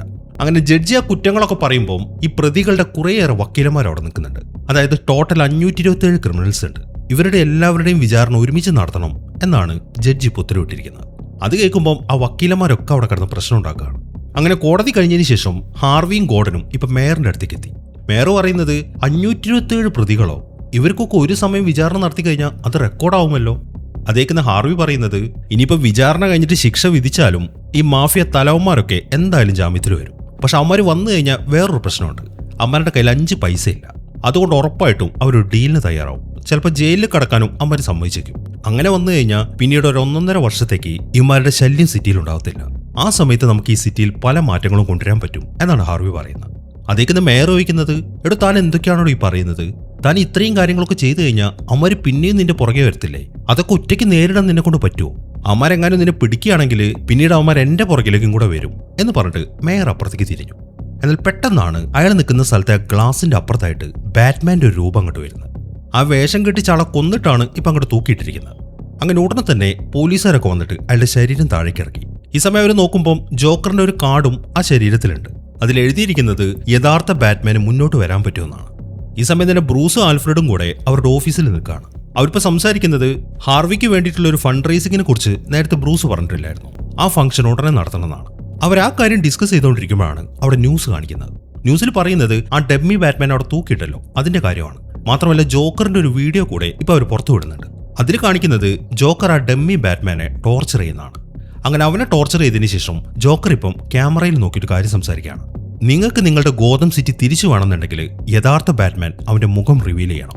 അല്ലാന്നുണ്ടെങ്കിൽ ഓരോ ദിവസവും ഞാൻ ഓരോരോ ആൾക്കാരെ കൊന്നുകൊണ്ടേയിരിക്കും. അതിൽ ആദ്യത്തെ ആളാണവൻ എന്ന് പറഞ്ഞിട്ട് ജോക്കർ ഉറക്കെ ചിരിക്കാൻ തുടങ്ങി. പിന്നീട് കേൾക്കുന്നത് ആ ഡെമ്മി ബാറ്റ്മാന്റെ നിലവിളിയാണ്. ഇതെല്ലാം കണ്ട് ബ്രൂസ് ആണെങ്കിൽ ആകെ ഞെട്ടി നിൽക്കുകയാണ്. അങ്ങനെ സമയം രാത്രി ഹാർവിയുടെ ഫണ്ട് റേസിംഗിന്റെ ആ ഫംഗ്ഷൻ നടക്കുകയാണ്. ഈ സമയമാകുമ്പോഴേക്കും ബ്രൂസ് അങ്ങോട്ട് എത്തി. ബ്രൂസ് ഇപ്പൊ ഹാർവിയെ കുറിച്ച് ഒരു സ്പീച്ച് സംസാരിക്കുന്നുണ്ട്. അതിലവൻ പറയുന്നത് ഇനി ഈ സിറ്റിയുടെ കാവൽക്കാരൻ ഒരിക്കലും ബാറ്റ്മാൻ അല്ല, അത് ഈ ഹാർവിയാണ്. ഈ സിറ്റി എന്നും ഇവന്റെ കയ്യിൽ സുരക്ഷിതമായിരിക്കും എന്നാണ് ബ്രൂസ് പറയുന്നത്. അത് കേട്ടതും എല്ലാവരും കൈയടിക്കുകയാണ്. അങ്ങനെ ആ സ്പീച്ചിന് ശേഷം ബ്രൂസ് ഇപ്പൊ വെളിയിലേക്ക് ഇറങ്ങി. അതിനിടയിലാണ് റേച്ചൽ അവന്റെ അടുത്തേക്ക് വരുന്നത്. നീ എന്തിനാണ് ഹാർവിയുടെ കാര്യത്തിൽ ഇത്രയും താല്പര്യം കാണിക്കുന്നത് എന്നാണ് അവൾ ചോദിക്കുന്നത്. അതേക്കുന്ന ബ്രൂസ് പറയുന്നത് ഞാൻ അവിടെ സംസാരിച്ച് നീയും കേട്ടല്ലേ, ഈ സിറ്റി ഭരിക്കാൻ എന്തുകൊണ്ടും യോഗ്യൻ അവനാണ്. അങ്ങനെ വരുമ്പം ഈ സിറ്റിക്ക് ബാറ്റ്മാന്റെ ആവശ്യം ഉണ്ടാവത്തില്ല. അപ്പൊ പിന്നെ നീ അന്ന് പറഞ്ഞ പോലെ തന്നെ എനിക്ക് നീ ആഗ്രഹിക്കുന്ന പഴയ ബ്രൂസ് അവനും പറ്റും എന്നാണ് അവൻ പറയുന്നത്. ഇതേസമയം തന്നെ ഗോർഡനും ആ അന്നയും പോലീസ് സ്റ്റേഷനിൽ നിൽക്കുകയാണ്. ഇപ്പൊ അന്ന ഗോർഡന്റെ അടുത്ത് പറയുന്നത് ആ ഡെമ്മി ബാറ്റ്മാന്റെ ശരീരത്തിൽ നിന്ന് കിട്ടിയ ആ ജോക്കർ കാർഡ് ഉണ്ടല്ലോ, അതിൽ 3 പേരുടെ ബ്ലഡ് ഉണ്ട്. അതിലൊന്ന് ജഡ്ജ്, പിന്നെ ഹാർവി, മൂന്നാമത്തേത് കമ്മീഷണർ. ആ കാര്യം അവള് പറയുമ്പോൾ ഗോർഡൻ പറയുന്നത് അപ്പൊ ജോക്കറിന്റെ അടുത്ത ഇരകള് അവർ 3 പേരാണ്. എത്രയും പെട്ടെന്ന് അവർ സെക്യൂർ ആക്കിയേ പറ്റൂ. കമ്മീഷണറുടെ കാര്യം ഞാൻ നോക്കിക്കോളാം, നീ ബാക്കി 2 പേരുടെയും കാര്യം അറേഞ്ച് ചെയ്യുന്നു പറഞ്ഞിട്ട് ഗോർഡൻ വേഗം കമ്മീഷണറുടെ അടുത്തേക്ക് പോവാണ്. അങ്ങനെ ഗോർഡൻ പെട്ടെന്ന് തന്നെ കമ്മീഷണറുടെ ഓഫീസിലേക്ക് എത്തി. എന്നിട്ട് അവിടുത്തെ കാര്യങ്ങളൊക്കെ ചെക്ക് ചെയ്യാൻ തുടങ്ങി. പക്ഷെ അവിടെ വലിയ പ്രശ്നങ്ങളൊന്നും കാണുന്നില്ല. ഇതേസമയം തന്നെ വേറെ 2 ആൾക്കാർ ആ ജഡ്ജിന്റെ വീട്ടിലേക്ക് എത്തി. അവരിപ്പം അവരുടെ കാറിലേക്ക് കയറാൻ തുടങ്ങാണ്. ഈ സമയം അമ്മമാര് അവർക്കൊരു കവർ കൊടുത്തു. എന്നിട്ട് അവർ പറയുന്നത് നിങ്ങൾ കാറിലേക്ക് കയറിയതിനു ശേഷം ഈ കവർ ഓപ്പൺ ചെയ്യുക, നിങ്ങൾക്ക് എങ്ങോട്ടാണ് പോകേണ്ടതെന്ന് ഇതിൽ എഴുതിയിട്ടുണ്ട് എന്ന് പറഞ്ഞിട്ട് അവർ ആ കവർ അവർക്ക് കൊടുത്തു. ഈ സമയം ഗോർഡൻ ആണെങ്കിൽ കമ്മീഷണറുടെ അടുത്ത് തന്നെ നിൽക്കുകയാണ്. കമ്മീഷണർ ഇപ്പോൾ കുടിക്കാൻ വേണ്ടി ഒരു ഗ്ലാസ്സിലേക്ക് മദ്യം ഒഴിച്ചു. ഈ സമയം സംഭവിച്ച കാര്യങ്ങളൊക്കെ ഗോർഡൻ അയാളുടെ അടുത്ത് പറയുന്നുണ്ട്. അതേക്കുന്ന കമ്മീഷണർ ചോദിക്കുന്നത് എന്റെ ബ്ലഡ് എങ്ങനെയാണ് ആ ജോക്കറിന് കിട്ടിയതെന്നാണ്. അത്രയും ചോദിച്ചതിന് ശേഷം അയാൾ ആ മദ്യം എടുത്ത് കുടിച്ചു. അതിനകത്ത് കുടിച്ചതും അയാൾ താഴേക്ക് വീഴാണ്. ആ മദ്യത്തിലുണ്ടായിരുന്നത് ആസിഡ് പോലൊരു സാധനമായിരുന്നു. ഈ സമയം ഹാർവി ആണെങ്കിൽ ഇപ്പോഴും ബാറ്റ്മാൻ ആ ബിൽഡിങ്ങിനകത്ത് തന്നെയാണ്. അവന്റെ കൂടെ റേച്ചലും നിൽക്കുന്നുണ്ട്. ഹാർവി ഇപ്പോൾ റേച്ചലിനോട് ചോദിക്കുന്നത് നമുക്ക് കല്യാണം കഴിച്ചുകൂടെന്നാണ്. എന്നാൽ അവൾ അതിന് മറുപടി പറയുന്നത് അതിനെക്കുറിച്ച് എനിക്കിപ്പോൾ ഒരു മറുപടി പറയാൻ പറ്റത്തില്ലെന്നാണ്. അതേക്കുമ്പോൾ അതെന്താ, നിന്റെ മനസ്സിൽ വേറെ ആരെങ്കിലും ഉണ്ടോ എന്നാണ് അവന്റെ ചോദ്യം. ഈ സമയത്താണ് ബ്രൂസ് അവന്റെ പുറകിലൂടെ വന്നിട്ട് അവനെ പിടിക്കുന്നത്. എന്നിട്ട് വേഗം തന്നെ അവന് വേറൊരു റൂമിലേക്ക് കൊണ്ടുപോവാണ്. സംഭവം എന്താണെന്ന് വെച്ച് കഴിഞ്ഞാൽ ഹാർവിയും ജോക്കറിന്റെ നോട്ടപ്പുള്ളിയാണ് എന്ന കാര്യം ബ്രൂസിന് മനസ്സിലായിട്ടുണ്ട്. അതുകൊണ്ടാണ് ബ്രൂസ് ഇപ്പോൾ അവനവിടുന്ന് മാറ്റിയത്. ഇതേസമയം തന്നെ ആ കാറിലിരിക്കുന്ന ജഡ്ജ് ഉണ്ടല്ലോ, അവൾ ആ കവർ പൊട്ടിച്ചു. എന്നാൽ അതിൽ ആ പേപ്പറിൽ എഴുതിയിരിക്കുന്നത് അപ്പെന്നാണ്, മുകളിലേക്ക്. അവൾ അത് വായിച്ചതും പെട്ടെന്ന് ആ കാർ പൊട്ടിത്തെറിക്കുകയാണ്. ഈ സമയമാകുമ്പോഴേക്കും ജോക്കറും ടീമും ഇപ്പൊ ബാറ്റ്മാന്റെ ആ ബിൽഡിങ്ങിലേക്ക് എത്തി, ആ ഫംഗ്ഷൻ നടക്കുന്ന സ്ഥലത്തേക്ക്. അവനെയും ടീമിനെയും കണ്ടതും എല്ലാവരും ശരിക്കും പേടിച്ചു നിൽക്കുകയാണ്. ഈ സമയം ജോക്കർ അവരോട് ചോദിക്കുന്നത് ആ ഹാർവി എവിടെയാണുള്ളത് എന്ന് മര്യാദയ്ക്ക് പറഞ്ഞു തരുന്നതാണ് നിങ്ങൾക്ക് നല്ലതെന്നാണ്. എന്നാൽ ആരും തന്നെ അതിനെക്കുറിച്ച് ഒന്നും പറയുന്നില്ല, കാരണം ആർക്കും അറിയത്തില്ല. അത് കാണുമ്പോൾ എന്നാൽ ഹാർവി എവിടെയാണെന്ന് പറയണ്ട, അവന് പ്രിയപ്പെട്ടവരാരെങ്കിലും നിങ്ങളുടെ കൂട്ടത്തിലുണ്ടോ, ഉണ്ടെങ്കിൽ അയാൾ എനിക്ക് കാണിച്ചു തന്നാൽ മതി എന്നാണ്. അവൻ അത് പറഞ്ഞു കഴിയുമ്പോഴാണ് നിർത്തണമെന്നും പറഞ്ഞിട്ട് റേച്ചൽ അങ്ങോട്ട് വരുന്നത്. റേച്ചലിനെ കാണുമ്പോൾ ഓ അപ്പൊ നീയാണല്ലേ ഹാർവിയുടെ ഗേൾ ഫ്രണ്ട് എന്ന് പറഞ്ഞിട്ട് ജോക്കർ ചെന്നിട്ട് റേച്ചലിന്റെ കഴുത്തിനൊടിക്കുകയാണ്. എന്നാൽ പെട്ടെന്നാണ് ബാറ്റ്മാൻ അങ്ങോട്ട് ചാടി വീഴുന്നത്. വന്ന ഉടനെ തന്നെ അവൻ എല്ലാവരുമായിട്ട് ഫൈറ്റ് ചെയ്യാൻ തുടങ്ങി. അങ്ങനെ ആ ഫൈറ്റ് നടക്കുന്നതിനിടയിലാണ് ജോക്കർ ഇപ്പൊ റേച്ചലിനെ പിടിക്കുന്നത്. എന്നിട്ട് അവിടുത്തെ ഗ്ലാസ് പൊട്ടിച്ചിട്ട് അവൻ അവിടെ താഴേക്കിടാണ്. അത് കണ്ടതും ബാറ്റ്മാനും താഴേക്കെടുത്ത് ചാടി. അങ്ങനെ അവർ രണ്ടുപേരും കൂടെ നേരെ താഴേക്ക് വീഴാണ്. പക്ഷെ താഴെ വീഴുമെങ്കിലും ബാറ്റ്മാൻ അവളെ പിടിച്ചതുകൊണ്ട് അവർക്ക് കുഴപ്പമൊന്നും പറ്റിയിട്ടില്ല. അങ്ങനെ പിറ്റേ ദിവസമായി ബ്രൂസും ആൽഫ്രഡും കൂടെ അവരുടെ പെന്റ് ഹൗസിൽ നിൽക്കുകയാണ്. അവിടുത്തെ ടിവിയിൽ ജോക്കറിന്റെ വീഡിയോ അങ്ങനെ പ്ലേ ചെയ്യുന്നുണ്ട്. അത് നോക്കിക്കൊണ്ട് ബ്രൂസ് പറയുന്നത് ആ മാഫിയക്കാരുടെ ഉദ്ദേശം പണമാണ് എന്ന കാര്യം നമുക്ക് മനസ്സിലാക്കാം. പക്ഷെ എന്താണ് ഈ ജോക്കറിന്റെ ഉദ്ദേശം, എത്ര ശ്രമിച്ചിട്ടും അത് മാത്രം എനിക്ക് മനസ്സിലാക്കാൻ പറ്റുന്നില്ല എന്ന് പറഞ്ഞിട്ട് അവൻ അവന്റെ സ്യൂട്ടിന്റെ അടുത്തേക്ക് ആയിരുന്നു. എന്നിട്ട് അതിലേക്ക് തന്നെ ഇങ്ങനെ നോക്കിയും കാണാം. ഈ സമയത്താണ് ആൽഫ്രഡ് അവന്റെ അടുത്തൊരു കഥ പറയുന്നത്. ഞാൻ എന്റെ ഫ്രണ്ടും കൂടെ പണ്ട് ബർമയിലെ സർക്കാരിന് വേണ്ടിയിട്ട് ജോലി ചെയ്തിട്ടുണ്ടായിരുന്നു. ആ സമയത്ത് സർക്കാർ അവിടുത്തെ ആദിവാസി നേതാക്കന്മാരെ അവരുടെ സൈഡിലേക്ക് ആക്കാൻ വേണ്ടി കുറച്ച് വില കൂടിയ കല്ലുകൾ അവർക്ക് കൊടുത്തു. എന്നാൽ ഒരു ദിവസം ഒരു കൊള്ളക്കാരൻ വന്നിട്ട് ആ കല്ലുകളൊക്കെ മോഷ്ടിച്ചുകൊണ്ട് പോയി. അങ്ങനെ ആ കല്ലുകൾ കണ്ടുപിടിക്കാൻ വേണ്ടി ഞങ്ങൾ ഇറങ്ങി. പക്ഷെ 6 മാസം സെർച്ച് ചെയ്തിട്ടും ഒരു തുമ്പ് പോലും ഞങ്ങൾക്ക് കിട്ടിയില്ല. എന്നാൽ ഒരു ദിവസം ഒരു കുട്ടിയുടെ കയ്യിൽ അതുപോലൊരു കല്ല് ഞാൻ കണ്ടായിരുന്നു. ആ കൊള്ളക്കാരൻ ആ കല്ലൊക്കെ മോഷ്ടിച്ചുകൊണ്ട് പോയിട്ട് എവിടേക്കോ എറിഞ്ഞു കളഞ്ഞു. അങ്ങനെയായിരുന്നു ആ കുട്ടിക്ക് ആ കല്ല് കിട്ടിയത്.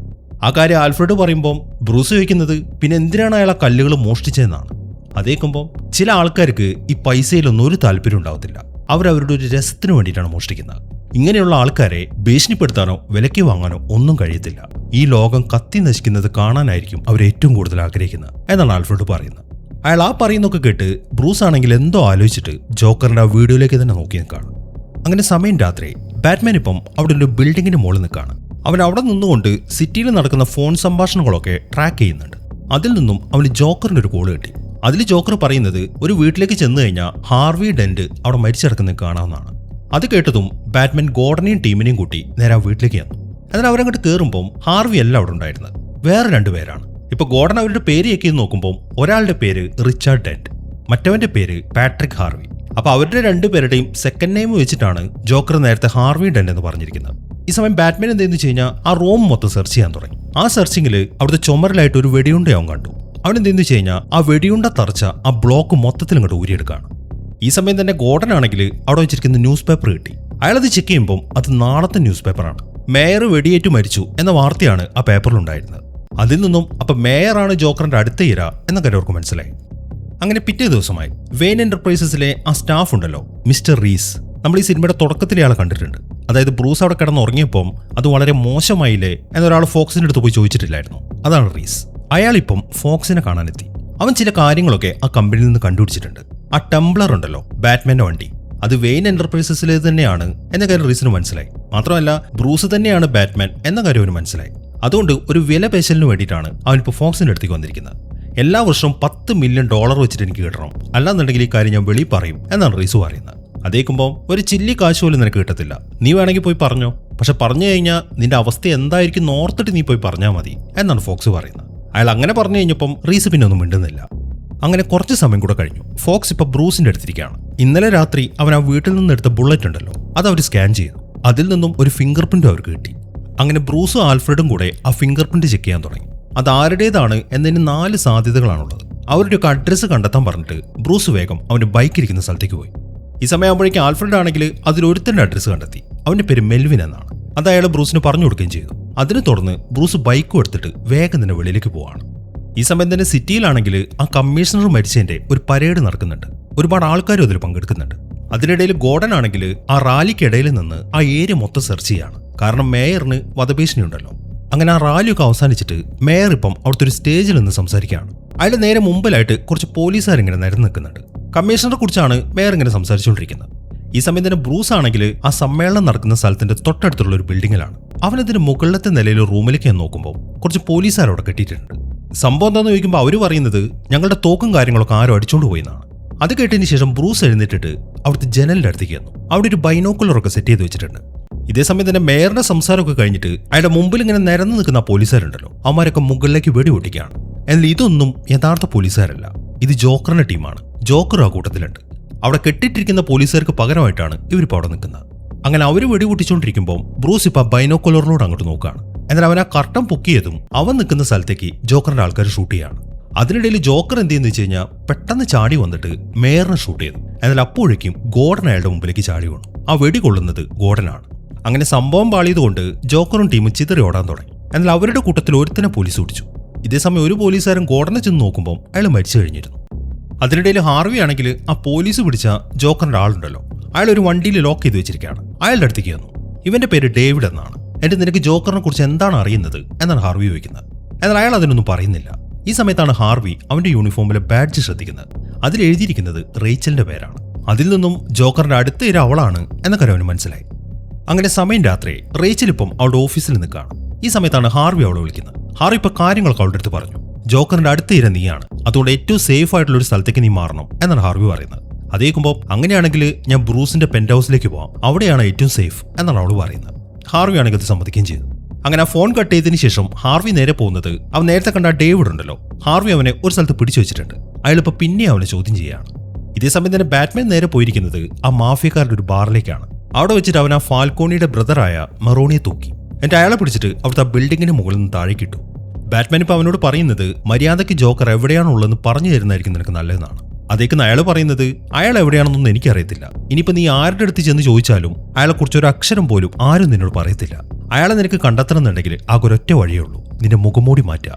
അല്ലാന്നുണ്ടെങ്കിൽ ഇതിന്റെ പേരിൽ ഇനി ഒരുപാട് ആൾക്കാർ കൊല്ലപ്പെടും എന്നാണ് മറോണി പറയുന്നത്. അങ്ങനെ കുറച്ച് സമയം കഴിഞ്ഞു. ഹാർവി ഇപ്പോഴും ആ ഡേവിഡിനെ ചോദ്യം ചെയ്തുകൊണ്ടിരിക്കുകയാണ്. എന്നാൽ അയാളാണെങ്കിൽ ഒരു അക്ഷരം പോലും പറയുന്നില്ല. ഈ സമയത്താണ് ബാറ്റ്മാൻ അങ്ങോട്ട് വരുന്നത്. ബാറ്റ്മാൻ പറയുന്നത് നീ ഇവനെ ഉപദ്രവിച്ചിട്ടൊന്നും ഒരു കാര്യമില്ല, ഇവൻ ആ മെന്റൽ ഹോസ്പിറ്റലിൽ കിടന്നതാണ്. അതുകൊണ്ട് ഈ പരിപാടി ഇവിടെ നിർത്തിയേക്ക്.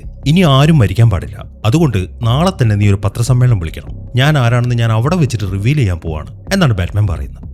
അങ്ങനെ പിറ്റേ ദിവസമായി ബാറ്റ്മാൻ പറഞ്ഞ പോലെ തന്നെ ഹാർവി ഇപ്പം ആ പത്രസമ്മേളനം വിളിച്ചു. ആ കൂട്ടത്തിൽ ബ്രൂസും നിൽക്കുന്നുണ്ട്. അവിടെ നിൽക്കുന്ന ആൾക്കാരെല്ലാവരും പറയുന്നത് ഇത്രയും മരണങ്ങൾ നടന്ന സ്ഥിതിക്ക് ബാറ്റ്മാൻ സ്വയം വെളിപ്പെടുത്തണമെന്നാണ്.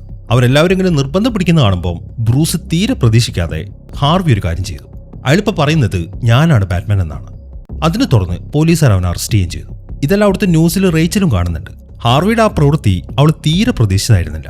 അതുകൊണ്ട് തന്നെ അവൾ ശരിക്കും ഞെട്ടി നിൽക്കുകയാണ്. അങ്ങനെ റേച്ചൽ നേരെ പോകുന്നത് ആൽഫ്രഡിന്റെ അടുത്തേക്കാണ്. എന്തിനാണ് ബ്രൂസ് ഹാർവി ഇട്ടുകൊടുത്തത് എന്നാണ് അവൾ ചോദിക്കുന്നത്. ഹാർവി ഇത് ചെയ്തത് ബ്രൂസ് പറഞ്ഞിട്ടാണെന്ന് ഞാൻ വിശ്വസിക്കുന്നില്ല എന്നാണ് ആൽഫ്രഡ് പറയുന്നത്. അതേക്കുന്ന റേച്ചൽ എന്ത് ചെയ്യുന്നു വെച്ച് കഴിഞ്ഞാൽ അവൾ ബ്രൂസിന് വേണ്ടി ഒരു ലെറ്റർ എഴുതിയിട്ടുണ്ട്. ഇത് സമയമാകുമ്പോൾ ബ്രൂസിന് കൊടുക്കണമെന്നും പറഞ്ഞിട്ട് അവൾ അത് അയാളെ ഏൽപ്പിക്കുകയാണ്. അത് കാണുമ്പം സമയമായെന്ന് ഞാൻ എങ്ങനെ അറിയും എന്നാണ് അയാൾ ചോദിക്കുന്നത്. അതേക്കുമ്പം ആ കവർ ഒട്ടിച്ചിട്ടില്ല, അത് വായിച്ചു നോക്കുമ്പോൾ നിങ്ങൾക്ക് കാര്യം മനസ്സിലാവും പറഞ്ഞിട്ട് അവൾ അവിടുന്ന് പോയി. അങ്ങനെ റേച്ചൽ നേരെ പോകുന്നത് ഹാർവിയെ കാണാൻ വേണ്ടി പോലീസ് സ്റ്റേഷനിലേക്കാണ്. ഇപ്പം തന്നെ അയാൾ അവിടുന്ന് ജയിലിലേക്ക് മാറ്റും. ഇപ്പം അവൾ അവനോട് ചോദിക്കുന്നത് നീ എന്തിനാണ് ഇത് ചെയ്തതെന്നാണ്. അതേക്കുന്ന ഹാർവി പറയുന്നത് ഞാനിത് ചെയ്തത് മറ്റൊന്നും കൊണ്ടല്ല, എന്നെ ഇവിടുന്ന് മറ്റേ ജയിലിലേക്ക് മാറ്റുമ്പോൾ ഉറപ്പായിട്ടും ജോക്കർ എന്റെ പുറകെ വരും. ആ സമയത്ത് ബാറ്റ്മാൻ അവനെ പിടിക്കാൻ പറ്റും. അതുകൊണ്ടാണ് ഞാൻ ഇങ്ങനെ ഒരു പ്ലാൻ ഉണ്ടാക്കിയത് എന്നാണ് അവൻ പറയുന്നത്. അങ്ങനെ കുറെ പോലീസുകാർ ചേർന്നിട്ട് ഹാർവി അവിടുന്ന് കൊണ്ടുപോയിക്കൊണ്ടിരിക്കുകയാണ്. ഈ സമയത്താണ് ജോക്കറും ടീമും അവർ അറ്റാക്ക് ചെയ്യാൻ വരുന്നത്. ജോക്കറിന്റെ കയ്യിൽ ഒരു റോക്കറ്റ് ലോഞ്ചറൊക്കെ ഉണ്ട്. അത് വെച്ചിട്ട് അവൻ ഷൂട്ട് ചെയ്യുകയും ചെയ്തു. എന്നാൽ അതിനിടയിലാണ് ബാറ്റ്മാൻ അവന്റെ കാറിൽ വരുന്നത്. അങ്ങ് കുറേ നേരം ഈ ചേസിങ് കാണിക്കുന്നുണ്ട്. അങ്ങനെ ആ ചേസിങ് നടക്കുന്നതിനിടയിൽ ജോക്കർ ഷൂട്ട് ചെയ്ത് കഴിഞ്ഞപ്പോൾ ബാറ്റ്മാൻ്റെ ആ വണ്ടി അങ്ങോട്ട് തകർന്നുപോയി. അത് പിന്നെ സ്റ്റാർട്ട് ആവുന്നില്ല. ഈ സമയം ബാറ്റ്മാൻ എന്ത് ചെയ്യുന്നു വെച്ച് കഴിഞ്ഞാൽ ആ വണ്ടിയിൽ തന്നെയുള്ള ഒരു ബൈക്കുമായിട്ട് വെളിയിലേക്ക് വരികയാണ്. ഈ ബൈക്കിനെ പറയുന്നത് ബാറ്റ്പോഡ് എന്നാണ്. അങ്ങനെ അവൻ അതുമായിട്ട് നേരെ ജോക്കറിന്റെ പുറകെ ചെന്നു. ജോക്കർ ഇപ്പോൾ ഉള്ളത് ഒരു ട്രക്കിലാണ്. അങ്ങനെ സിറ്റിയിൽ വെച്ചിട്ട് അവൻ ആ ട്രക്ക് മറിച്ചിട്ടു. അങ്ങനെ ട്രക്ക് മറിഞ്ഞു വീണെങ്കിലും ജോക്കറിനൊന്നും പറ്റിയില്ല. അയാൾ അതിൽ നിന്ന് ഇറങ്ങി. ഈ സമയം ബാറ്റ്മാൻ ആണെങ്കിൽ ആ ബാറ്റ് ബോർഡിൽ ജോക്കറിന്റെ അടുത്തേക്ക് ഇങ്ങനെ പാഞ്ഞു വരികയാണ്. ജോക്കർ ആണെങ്കിൽ മാറാതെ നെഞ്ചും പിരിച്ച് അവിടെ നിൽക്കുന്നുണ്ട്. എന്നാൽ ബാറ്റ്മാൻ ജോക്കറിനെ ഇടിക്കുന്നില്ല. അവൻ വണ്ടി വെട്ടിച്ചു മാറ്റി. അതോടുകൂടെ വണ്ടി മറിഞ്ഞിട്ട് ബാറ്റ്മാൻ താഴേക്ക് വീണു. അത് കണ്ടതും ജോക്കർ ബാറ്റ്മാനെ പിടിക്കാൻ വേണ്ടി അവന്റെ അടുത്തേക്ക് വരികയാണ്. എന്നാൽ ഈ സമയത്താണ് ഒരു പോലീസുകാരൻ വന്നിട്ട് ജോക്കറിനെ പിടിക്കുന്നത്. അത് മറ്റാരുമല്ല, അത് ഗോർഡൻ ആയിരുന്നു. അയാൾ മരിച്ചിട്ടില്ല. അങ്ങനെ ജോക്കറിനെ പിടിച്ചതിന് ശേഷം ഗോർഡൻ അടുത്തായിട്ട് പോകുന്നത് ഹാർവിയുടെ അടുത്തേക്കാണ്. ഗോർഡൻ മരിച്ചിട്ടില്ല എന്ന് മനസ്സിലാവുമ്പോൾ ഹാർവിക്ക് ശരിക്കും അത്ഭുതമായി. അങ്ങനെ എല്ലാവരും കൂടെ ജോക്കറിനെ ജയിലിലാക്കി. ഈ സമയം അയാളെ കാണാൻ വേണ്ടി മേയറും അങ്ങോട്ട് വന്നിട്ടുണ്ട്. ഇത്രയും ധീരമായ പ്രവൃത്തി ചെയ്തതിന് മേയർ ഇപ്പം ഗോർഡനെ കമ്മീഷണറാക്കി പ്രൊമോട്ട് ചെയ്യുകയാണ്. അയാൾ അത് പറഞ്ഞു കഴിയുമ്പം അവിടെയുള്ള എല്ലാവരും കൈയടിക്കാൻ തുടങ്ങി. ഈ സമയം സെല്ലിനകത്തിരുന്നിട്ട് ജോക്കറും കൈയടിക്കുന്നുണ്ട്.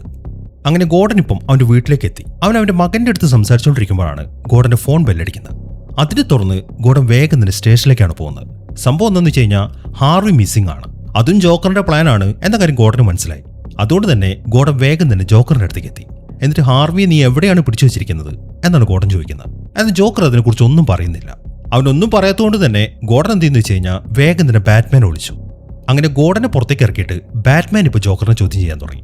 അവൻ ജോക്കറിനെ വല്ലാണ്ടിട്ട് ഇടിക്കുന്നുണ്ട്. എന്നാൽ ജോക്കർ ആണെങ്കിൽ ഒരു പ്രാന്തനെ പോലെ ഇങ്ങനെ ചിരിച്ചുകൊണ്ടിരിക്കുകയാണ്. അതിനിടയിൽ ജോക്കർ ഇപ്പോൾ ഒരു കാര്യം ബാറ്റ്മാൻ്റെ അടുത്ത് പറഞ്ഞു.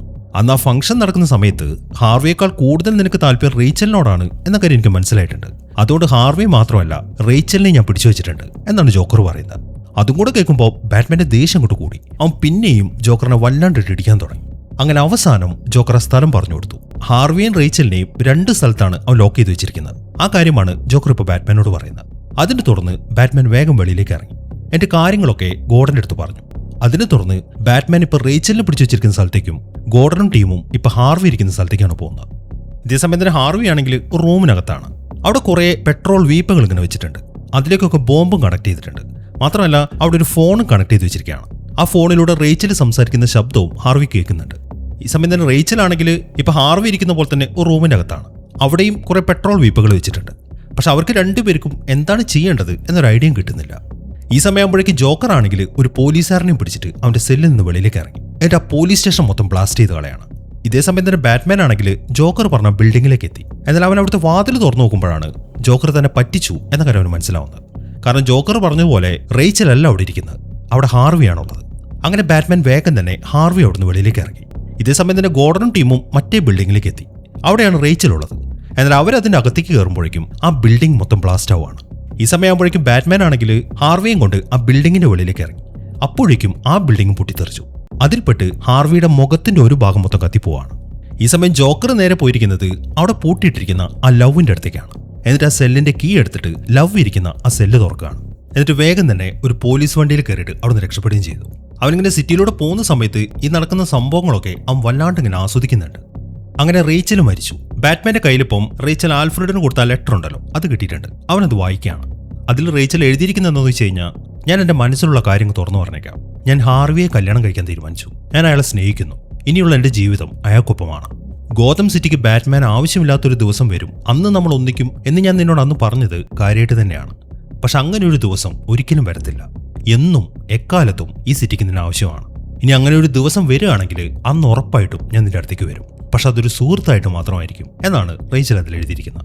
അങ്ങനെ കുറച്ച് സമയം കഴിഞ്ഞു. ബ്രൂസ് ഇപ്പം വളരെ സങ്കടത്തോടെ അവന്റെ റൂമിലിരിക്കുകയാണ്. ഈ സമയത്താണ് ആൽഫ്രഡ് അങ്ങോട്ട് വരുന്നത്. ആൽഫ്രഡ് ഇപ്പം ഓരോന്നൊക്കെ പറഞ്ഞിട്ട് ബ്രൂസിനെ സമാധാനിപ്പിക്കുകയാണ്. അതിനുശേഷം അയാൾ പോകാൻ തുടങ്ങുമ്പോഴാണ് ബ്രൂസ് ഒരു കാര്യം എടുത്ത് ചോദിക്കുന്നത്. അന്ന് നിങ്ങൾ എന്നോടൊരു കഥ പറഞ്ഞിട്ടില്ലായിരുന്നു, ഒരു കൊള്ളക്കാരന്റെ കാര്യം. അയാളെ നിങ്ങൾ പിന്നീട് പിടിച്ചോ എന്നാണ് അവന്റെ ചോദ്യം. അതേക്കുന്ന ആൽഫ്രഡ് പറയുന്നത്, പിടിച്ചു, അവനൊരു കാട്ടിലായിരുന്നു. ആ കാടിന് മൊത്തത്തിൽ ഞങ്ങളങ്ങ് തീയിട്ടു എന്നാണ് അയാൾ പറയുന്നത്.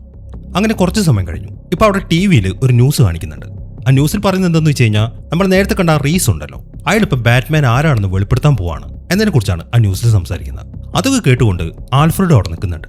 ഈ സമയം തന്നെ ജോക്കർ ആണെങ്കിൽ ആ ലവിന്റെ കയ്യിൽ നിന്നും അയാൾ ആ പൈസ എവിടെയാണ് സൂക്ഷിച്ചു വെച്ചിരിക്കുന്നത് എന്ന സ്ഥലം കണ്ടെത്തി. ഇഷ്ടം പോലെ പൈസയാണ് ആ റൂമിൽ ഇങ്ങനെ കൂട്ടിയിട്ടിരിക്കുന്നത്. ഇതൊക്കെ കാണുമ്പോൾ ആ മാഫിയക്കാർക്ക് ശരിക്കും സന്തോഷമായി. എന്നാൽ അവർ വിചാരിച്ച പോലെയല്ല ജോക്കർ കാര്യങ്ങളൊക്കെ ചെയ്യുന്നത്. അയാൾ ഉടനെ തന്നെ ആ പൈസയ്ക്ക് മൊത്തത്തിൽ അങ്ങോട്ട് തീയിട്ട് കളയാണ്. ഈ സമയം തന്നെ പോലീസുകാർക്കൊക്കെ ജോക്കർ എവിടെയാണുള്ളത് എന്നതിനെ കുറിച്ചുള്ള ഒരു ഇൻഫർമേഷൻ കിട്ടിയിട്ടുണ്ട്. അവരങ്ങോട്ട് പുറപ്പെടാൻ തുടങ്ങുമ്പോഴാണ് അവിടുത്തെ ടി-വിയിൽ ന്യൂസ് കാണിക്കുന്നത്. അത് ആ റീസിന്റെ ഇന്റർവ്യൂ ആണ്. ബാറ്റ്മാൻ ആരാണ് എന്നയാൾ വെളിപ്പെടുത്താം എന്നാണ് അയാൾ ആ ഇന്റർവ്യൂവിൽ പറയുന്നത്. ഇതെല്ലാം ജോക്കറും കാണുന്നുണ്ട്. ജോക്കർ എന്ത് ചെയ്യുന്നത് വെച്ച് കഴിഞ്ഞാൽ ഉടനെ തന്നെ ഫോൺ എടുത്തിട്ട് ആ ഇന്റർവ്യൂവറെ വിളിക്കുകയാണ്. എന്നിട്ട് ജോക്കർ പറയുന്നത്, ബാറ്റ്മാനെ പോലീസുകാർ പിടിച്ചു കഴിഞ്ഞാൽ മാഫിയക്കാർ പിന്നെയും തലവെക്കും. ആ കളിക്ക് പിന്നെ ഒരു രസം ഉണ്ടാവത്തില്ല. അതുകൊണ്ട് റീസ് ഒരിക്കലും ബാറ്റ്മാൻ ആരാണെന്ന് വെളിപ്പെടുത്താൻ പാടില്ല. 60 മിനിറ്റിനകം ആ റീസ് കൊല്ലപ്പെടണം. അല്ലാന്നുണ്ടെങ്കിൽ ഇവിടുത്തെ ഒരു ഹോസ്പിറ്റലിൽ ഞാൻ ബോംബ് വയ്ക്കും എന്നാണ് ജോക്കർ പറയുന്നത്. ഇതെല്ലാം റീസും കേൾക്കുന്നുണ്ട്. അവൻ ശരിക്കും ഞെട്ടിയിരിക്കുകയാണ്. ജോക്കറിന്റെ ആ ഒരു സംസാരമൊക്കെ ഇപ്പൊ ഗോർഡനും കേട്ടു. അതുകൊണ്ട് തന്നെ ഉടനെ അയാളുടെ പോലീസുകാരെ വിളിച്ചു. എന്നിട്ട് എത്രയും പെട്ടെന്ന് ഇവിടെ അടുത്തുള്ള എല്ലാ ഹോസ്പിറ്റലും ചെക്ക് ചെയ്യാനാണ് അയാൾ ഇപ്പോൾ പറയുന്നത്. മാത്രമല്ല, നമ്മൾ ഏറ്റവും കൂടുതൽ മുൻഗണന കൊടുക്കേണ്ടത് ഗോതം ജനറൽ ഹോസ്പിറ്റലിനാണ് എന്നുകൂടെ അയാൾ പറയുന്നുണ്ട്. അതിനെ തുടർന്ന് പോലീസുകാരെല്ലാം ഓരോരോ ഹോസ്പിറ്റലിലേക്ക് പോവാണ്. ഇതേസമയം തന്നെ ജോക്കർ ആണെങ്കിൽ ഗോതം ജനറൽ ഹോസ്പിറ്റലാണ്. അവിടെയാണ് ഹാർവി കിടക്കുന്നത്. ജോക്കർ ഇപ്പോൾ ഒരു നേഴ്സിന്റെ വേഷം കെട്ടിയിട്ട് ഹാർവിയുടെ അടുത്തേക്ക് വന്നു. എന്നിട്ട് അയാളിപ്പം അവനോട് പറയുന്നത് എന്താണെന്ന് വെച്ച് കഴിഞ്ഞാൽ, നിന്റെ ഈ ഒരു അവസ്ഥയ്ക്ക് കാരണം ഞാൻ തന്നെയാണ്. പക്ഷെ ഞാനത് മനഃപൂർവ്വം ചെയ്തതല്ല. എന്നെ സംബന്ധിച്ച് ഞാൻ പ്ലാനുകൾ തെറ്റിക്കുന്ന ആളാണ്. നിങ്ങളെല്ലാവരും കൂടെ എനിക്കെതിരെ ഒരു പ്ലാൻ ഉണ്ടാക്കി ഞാൻ അതെല്ലാം തകർത്തു. അത്രയും ഞാൻ ചെയ്തിട്ടുള്ളൂ. അതിന്റെ ഫലമായിട്ടാണ് നീ ഈ അവസ്ഥയിലായത്. മാത്രമല്ല, റേച്ചൽ മരിക്കാൻ കാരണം മാഫിയക്കാരും പിന്നെ ഗോർഡന്റെ തെറ്റായ പ്ലാനുകളുമായിരുന്നു എന്നും കൂടെ ജോക്കർ അവനെ പറഞ്ഞ് കൺവിൻസ് ചെയ്യുന്നുണ്ട്. മാഫിയക്കാരെ പറയാൻ കാരണം മാഫിയക്കാരിൽ ഒരുത്തനാണ് റേച്ചലിനെ തട്ടിക്കൊണ്ടുപോകാൻ വേണ്ടിയിട്ട് ജോക്കറിനെ സഹായിച്ചത്. ഇത്രയൊക്കെ പറഞ്ഞതിന് ശേഷം ജോക്കർ ഒരു തോക്ക് എടുത്തിട്ട് അവന്റെ കയ്യിൽ കൊടുക്കുകയാണ്. എന്നിട്ട് ആ തോക്ക് അയാളുടെ നെറ്റിയിലേക്ക് തന്നെ വെച്ചു. അത്രയും ചെയ്തതിന് ശേഷം, നിനക്ക് വേണമെങ്കിൽ ഇപ്പൊ തന്നെ എന്നെ കൊല്ലാം എന്നാണ് ജോക്കർ പറയുന്നത്. എന്നാൽ ഈ സമയം ഹാർവി എന്ത് ചെയ്യുന്ന വെച്ച് കഴിഞ്ഞാൽ അവന്റെ കോയിൻ എടുത്തു. എന്നിട്ട് അവൻ പറയുന്നത്, ഹെഡ് വീഴാണെങ്കിൽ നീ ജീവിക്കും, ടെയിലാണെങ്കിൽ നീ മരിക്കും. അത്രയും പറഞ്ഞിട്ട് അവനത് ടോസ് ഇട്ടു. പിന്നീട് കാണിക്കുന്നത് ജോക്കർ ആ ഹോസ്പിറ്റലിൽ നിന്ന് വെളിയിലേക്ക് ഇറങ്ങി വരുന്നതാണ്. അതിന് തുറന്ന ആ ഹോസ്പിറ്റലാണെങ്കിൽ പൊട്ടിത്തെറിക്കുകയും ചെയ്തു. അങ്ങനെ ആ ഹോസ്പിറ്റൽ പൊട്ടിത്തെറിക്കാൻ തുടങ്ങുന്ന സമയത്ത് ജോക്കർ വേഗം അവിടെ നിർത്തിയിട്ടിരിക്കുന്ന ഒരു ബസ്സിലേക്ക് കയറി. ആ ഹോസ്പിറ്റലിലുള്ള 50ഓളം ആൾക്കാരെ ആ ബസ്സിലിരുത്തിയിട്ടുണ്ട്. അവൻ അതുമായിട്ടാണ് അവിടുന്ന് രക്ഷപ്പെടുന്നത്. അങ്ങനെ കുറച്ച് സമയം കഴിഞ്ഞു. ഇപ്പൊ അവിടുത്തെ ടിവിയിലായിട്ട് ഒരു ന്യൂസ് കാണിക്കുകയാണ്. അതിൽ ജോക്കറിന്റെ ഒരു വീഡിയോ കാണിക്കുന്നുണ്ട്. ജോക്കറിന് വേണ്ടിയിട്ട് വേറൊരാളാണ് അതിൽ കാര്യങ്ങളൊക്കെ സംസാരിക്കുന്നത്. അയാൾ പറയുന്നത് എന്താണെന്ന് വെച്ച് കഴിഞ്ഞാൽ, ഇന്ന് രാത്രി ഈ സിറ്റി ജോക്കറിൻ്റെതാണ്. ഈ സിറ്റിയിൽ ഇനി ബാക്കി ആരൊക്കെയുണ്ടോ അവരെല്ലാവരും ജോക്കർ പറഞ്ഞനുസരിക്കണം. അങ്ങനെ താല്പര്യമില്ലാത്തവർക്ക് ഈ സിറ്റി വിട്ട് പോവാം. പക്ഷെ പോകുമ്പോൾ പാലമോ ടണലുകളോ ഒന്നും ഉപയോഗിക്കാതിരിക്കുന്നതായിരിക്കും നിങ്ങൾക്ക് നല്ലത് എന്നാണ് ആ വീഡിയോയിൽ അയാൾ പറയുന്നത്. ഇതെല്ലാം കുറേ ആൾക്കാർ കാണുന്നുണ്ട്. അവരെല്ലാവരും ശരിക്കും പേടിച്ചിരിക്കുകയാണ്. ഈ സമയം തന്നെ ഫോക്സ് ആണെങ്കിൽ ആ ഓഫീസിൽ സാധനങ്ങളൊക്കെ സൂക്ഷിച്ചിരിക്കുന്ന ആ ഹാളിലേക്ക് പോവാണ്. അയാൾ അവിടേക്ക് ചെല്ലുമ്പോൾ അവിടെ വലിയൊരു സ്ക്രീൻ വെച്ചിട്ടുണ്ട്. ആ സ്ക്രീനിലായിട്ട് സിറ്റിയിൽ നടക്കുന്ന മുഴുവൻ കാര്യങ്ങളുടെയും വിഷ്വൽസ് കാണാം. ഇത് ഇയാൾ നേരത്തെ ബ്രൂസിനെയും കൊണ്ട് ചൈനയിലേക്ക് പോയിട്ടില്ലായിരുന്നു ആ ലവിനെ പിടിക്കാൻ വേണ്ടി? അന്ന് അവിടെ ഒരു സോഫ്റ്റ്വെയർ വെച്ചിട്ട് മൊത്തം സ്കാൻ ചെയ്തില്ലേ? അതേ സോഫ്റ്റ്വെയർ ഉപയോഗിച്ചിട്ടാണ് ആ സ്ക്രീനിലുള്ള മുഴുവൻ കാര്യങ്ങളും കാണിക്കുന്നത്. പക്ഷെ അത് അയാൾ ചെയ്തതല്ല. അതുകൊണ്ട് തന്നെ വളരെ സംശയത്തോടെ അതിലേക്ക് തന്നെ നോക്കി നിൽക്കുകയാണ് അയാൾ. ഈ സമയം തന്നെ ഒരു പോലീസുകാരനാണെങ്കിൽ ഒരു ബാറിലിരിക്കുകയാണ്. ഈ പോലീസുകാരൻ ആ മാഫിയക്കാരുടെ കൂടെ വർക്ക് ചെയ്യുന്ന ആളാണ്. ഈ സമയത്താണ് ഹാർവി അങ്ങോട്ട് വരുന്നത്. അവൻ ഇതുവരെയായിട്ട് മരിച്ചിട്ടില്ല. ജോക്കർ നേരത്തെ അവനെ പറഞ്ഞ് കൺവിൻസ് ചെയ്തല്ലോ, റേച്ചൽ മരിക്കാൻ കാരണം ഈ മാഫിയക്കാരും ഗോഡന്റെ പോലീസുകാരും ആണെന്ന്. അതിന് പ്രതികാരം ചെയ്യാൻ ഇറങ്ങിയതാണ് അയാൾ. ഹാർവി ഇപ്പോൾ ആ പോലീസുകാരനോട് ചോദിക്കുന്നത് ആരാണ് റേച്ചലിനെ പിടിച്ചോണ്ടോയതെന്നാണ്. അതേക്കുന്ന പോലീസുകാരൻ പറയുന്നത് അതെനിക്കറിയത്തില്ല, അത് ആ മറോണിയുടെ ആൾക്കാരായിരിക്കും എന്നാണ്. അത് കേട്ടതും ഹാർവി എന്ത് ചെയ്യുന്നു വെച്ച് കഴിഞ്ഞാൽ ആ കോയിൻ ടോസ് ചെയ്തു. അതിൽ ഹെഡാണ് വീഴുന്നത്. അതുകൊണ്ട് തന്നെ അവൻ ആ പോലീസുകാരനെ വെടിവെച്ചു കൊന്നു. ഈ സമയം തന്നെ ബാറ്റ്മാൻ ഇപ്പം ആ ഫോക്സിന്റെ അടുത്തേക്ക് എത്തി. അവനാണ് ആ സോഫ്റ്റ്വെയർ ഉപയോഗിച്ചിട്ട് ആ സ്ക്രീൻ ഓൺ ആക്കിയിരിക്കുന്നത്. ബാറ്റ്മാൻ ഇപ്പോൾ ഫോക്സിന്റെ അടുത്ത് പറയുന്നത്, ഇതിൽ നോക്കിക്കഴിഞ്ഞാൽ ഈ സിറ്റിയിലുള്ള മുഴുവൻ കാര്യങ്ങളും നിങ്ങൾക്ക് കാണാൻ പറ്റും. ഇതിൽ നിന്നും നിങ്ങൾ ആ ജോക്കറിനെ എനിക്ക് കണ്ടുപിടിച്ച് തരണം എന്നാണ് ബാറ്റ്മാൻ പറയുന്നത്. ഈ സമയം തന്നെ ആ മറോണി ആണെങ്കിൽ അയാളുടെ വണ്ടിക്കകത്ത് കയറി. എന്നാൽ വണ്ടി എടുക്കാൻ തുടങ്ങുമ്പോൾ അതിനകത്ത് ഹാർവി ഉണ്ടായിരുന്നു. ഹാർവി ഇപ്പോൾ അയാളോട് ചോദിക്കുന്നത് ആരാണ് റേച്ചലിനെ പിടിച്ചോണ്ടോയതെന്നാണ്. ഈ സമയം പേടിച്ചിട്ട് അയാൾ ആ പേര് പറഞ്ഞു കൊടുക്കുകയും ചെയ്തു. അത് ഇയാളുടെ കൂട്ടത്തിലുള്ള വേറൊരാളാണ്. അങ്ങനെ അതിനെ തുറന്ന് ആ വണ്ടി മറിച്ചിട്ടിട്ട് ഹാർവി അയാളെയും കൊന്നയാളെയാണ്. അങ്ങനെ സമയം രാത്രി സിറ്റിയിൽ നിന്നും 2 ബോട്ടുകൾ പുറപ്പെടുന്നുണ്ട് ആൾക്കാർ അവിടുന്ന് മാറ്റാൻ വേണ്ടി. അതിലൊരു ബോട്ടിലുള്ളത് സാധാരണക്കാരാണ്, എന്നാൽ മറ്റേ ബോട്ടിലുള്ളത് മുഴുവൻ ജയിലിലെ ആൾക്കാരാണ്.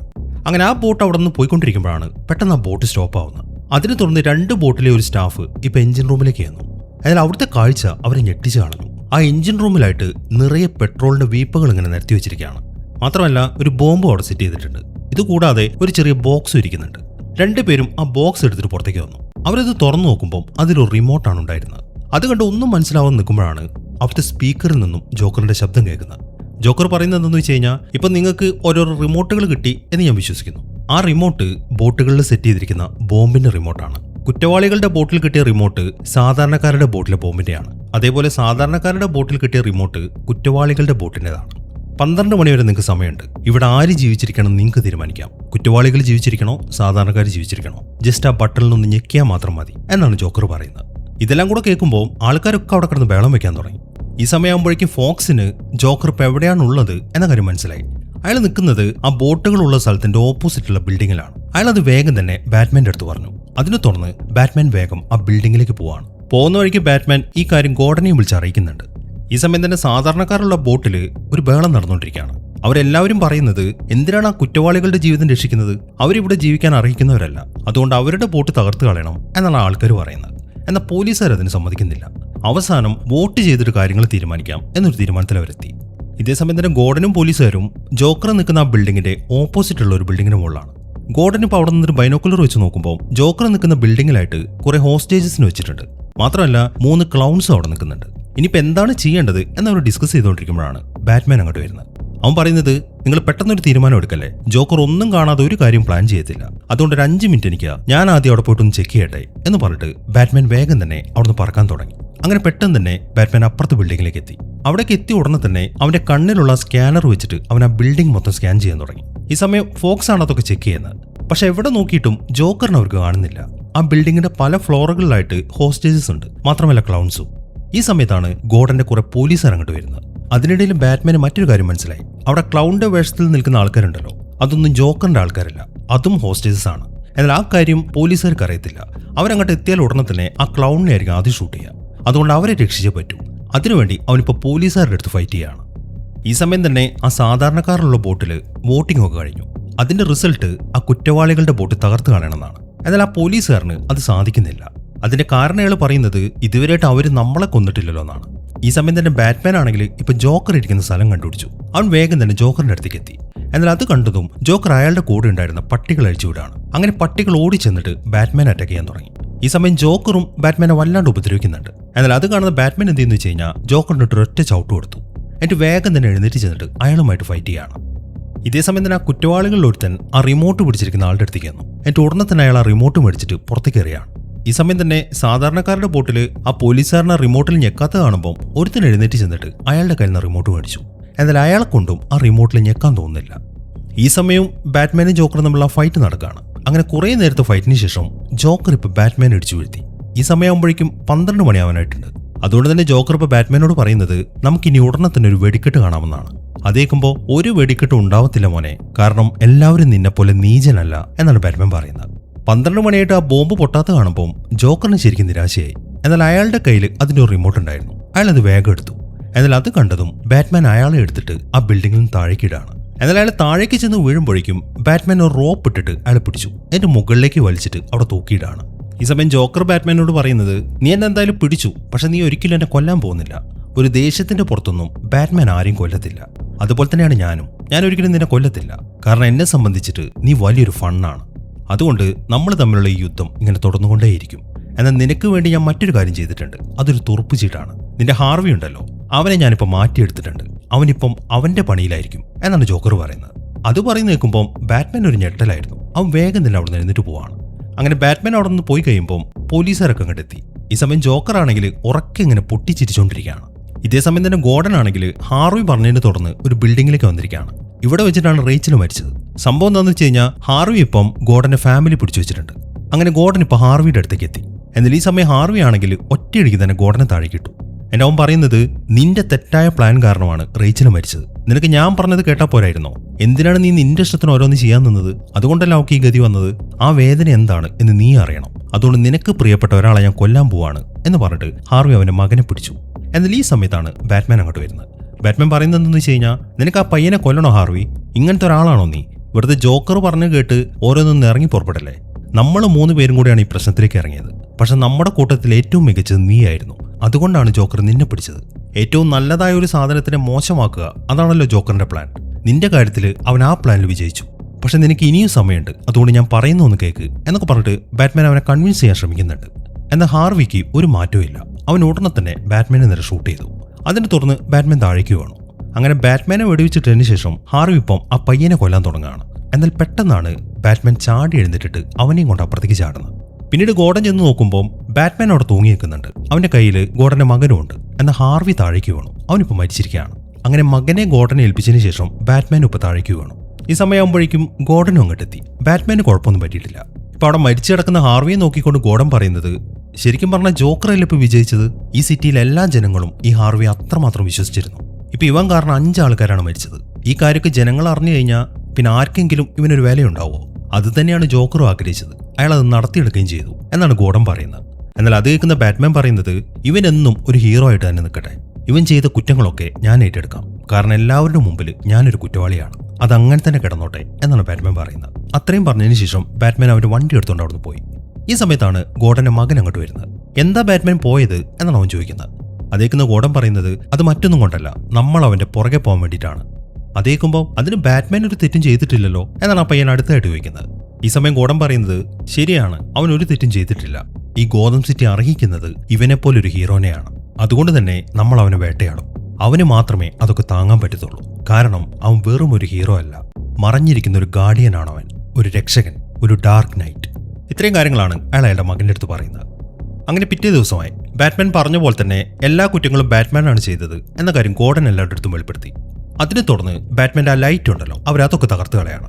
അങ്ങനെ ബാറ്റ്മാൻ അവന്റെ വണ്ടി ഓടിച്ച് പോകുന്നതും കാണിച്ചുകൊണ്ടാണ് ഈ സിനിമ അവസാനിക്കുന്നത്. അപ്പൊ എങ്ങനെ ഉണ്ടായിരുന്നു? എന്താണെങ്കിലും നിങ്ങളുടെ അഭിപ്രായങ്ങൾ എഴുതി അറിയിക്കാൻ മറക്കരുത്. പിന്നെ ഹൈപ്പ് ചെയ്യാനും മറക്കരുത്. അപ്പോൾ പുതിയൊരു കിടിലൻ സിനിമയുമായിട്ട് നമുക്ക് അടുത്ത വീഡിയോയിൽ കാണാം.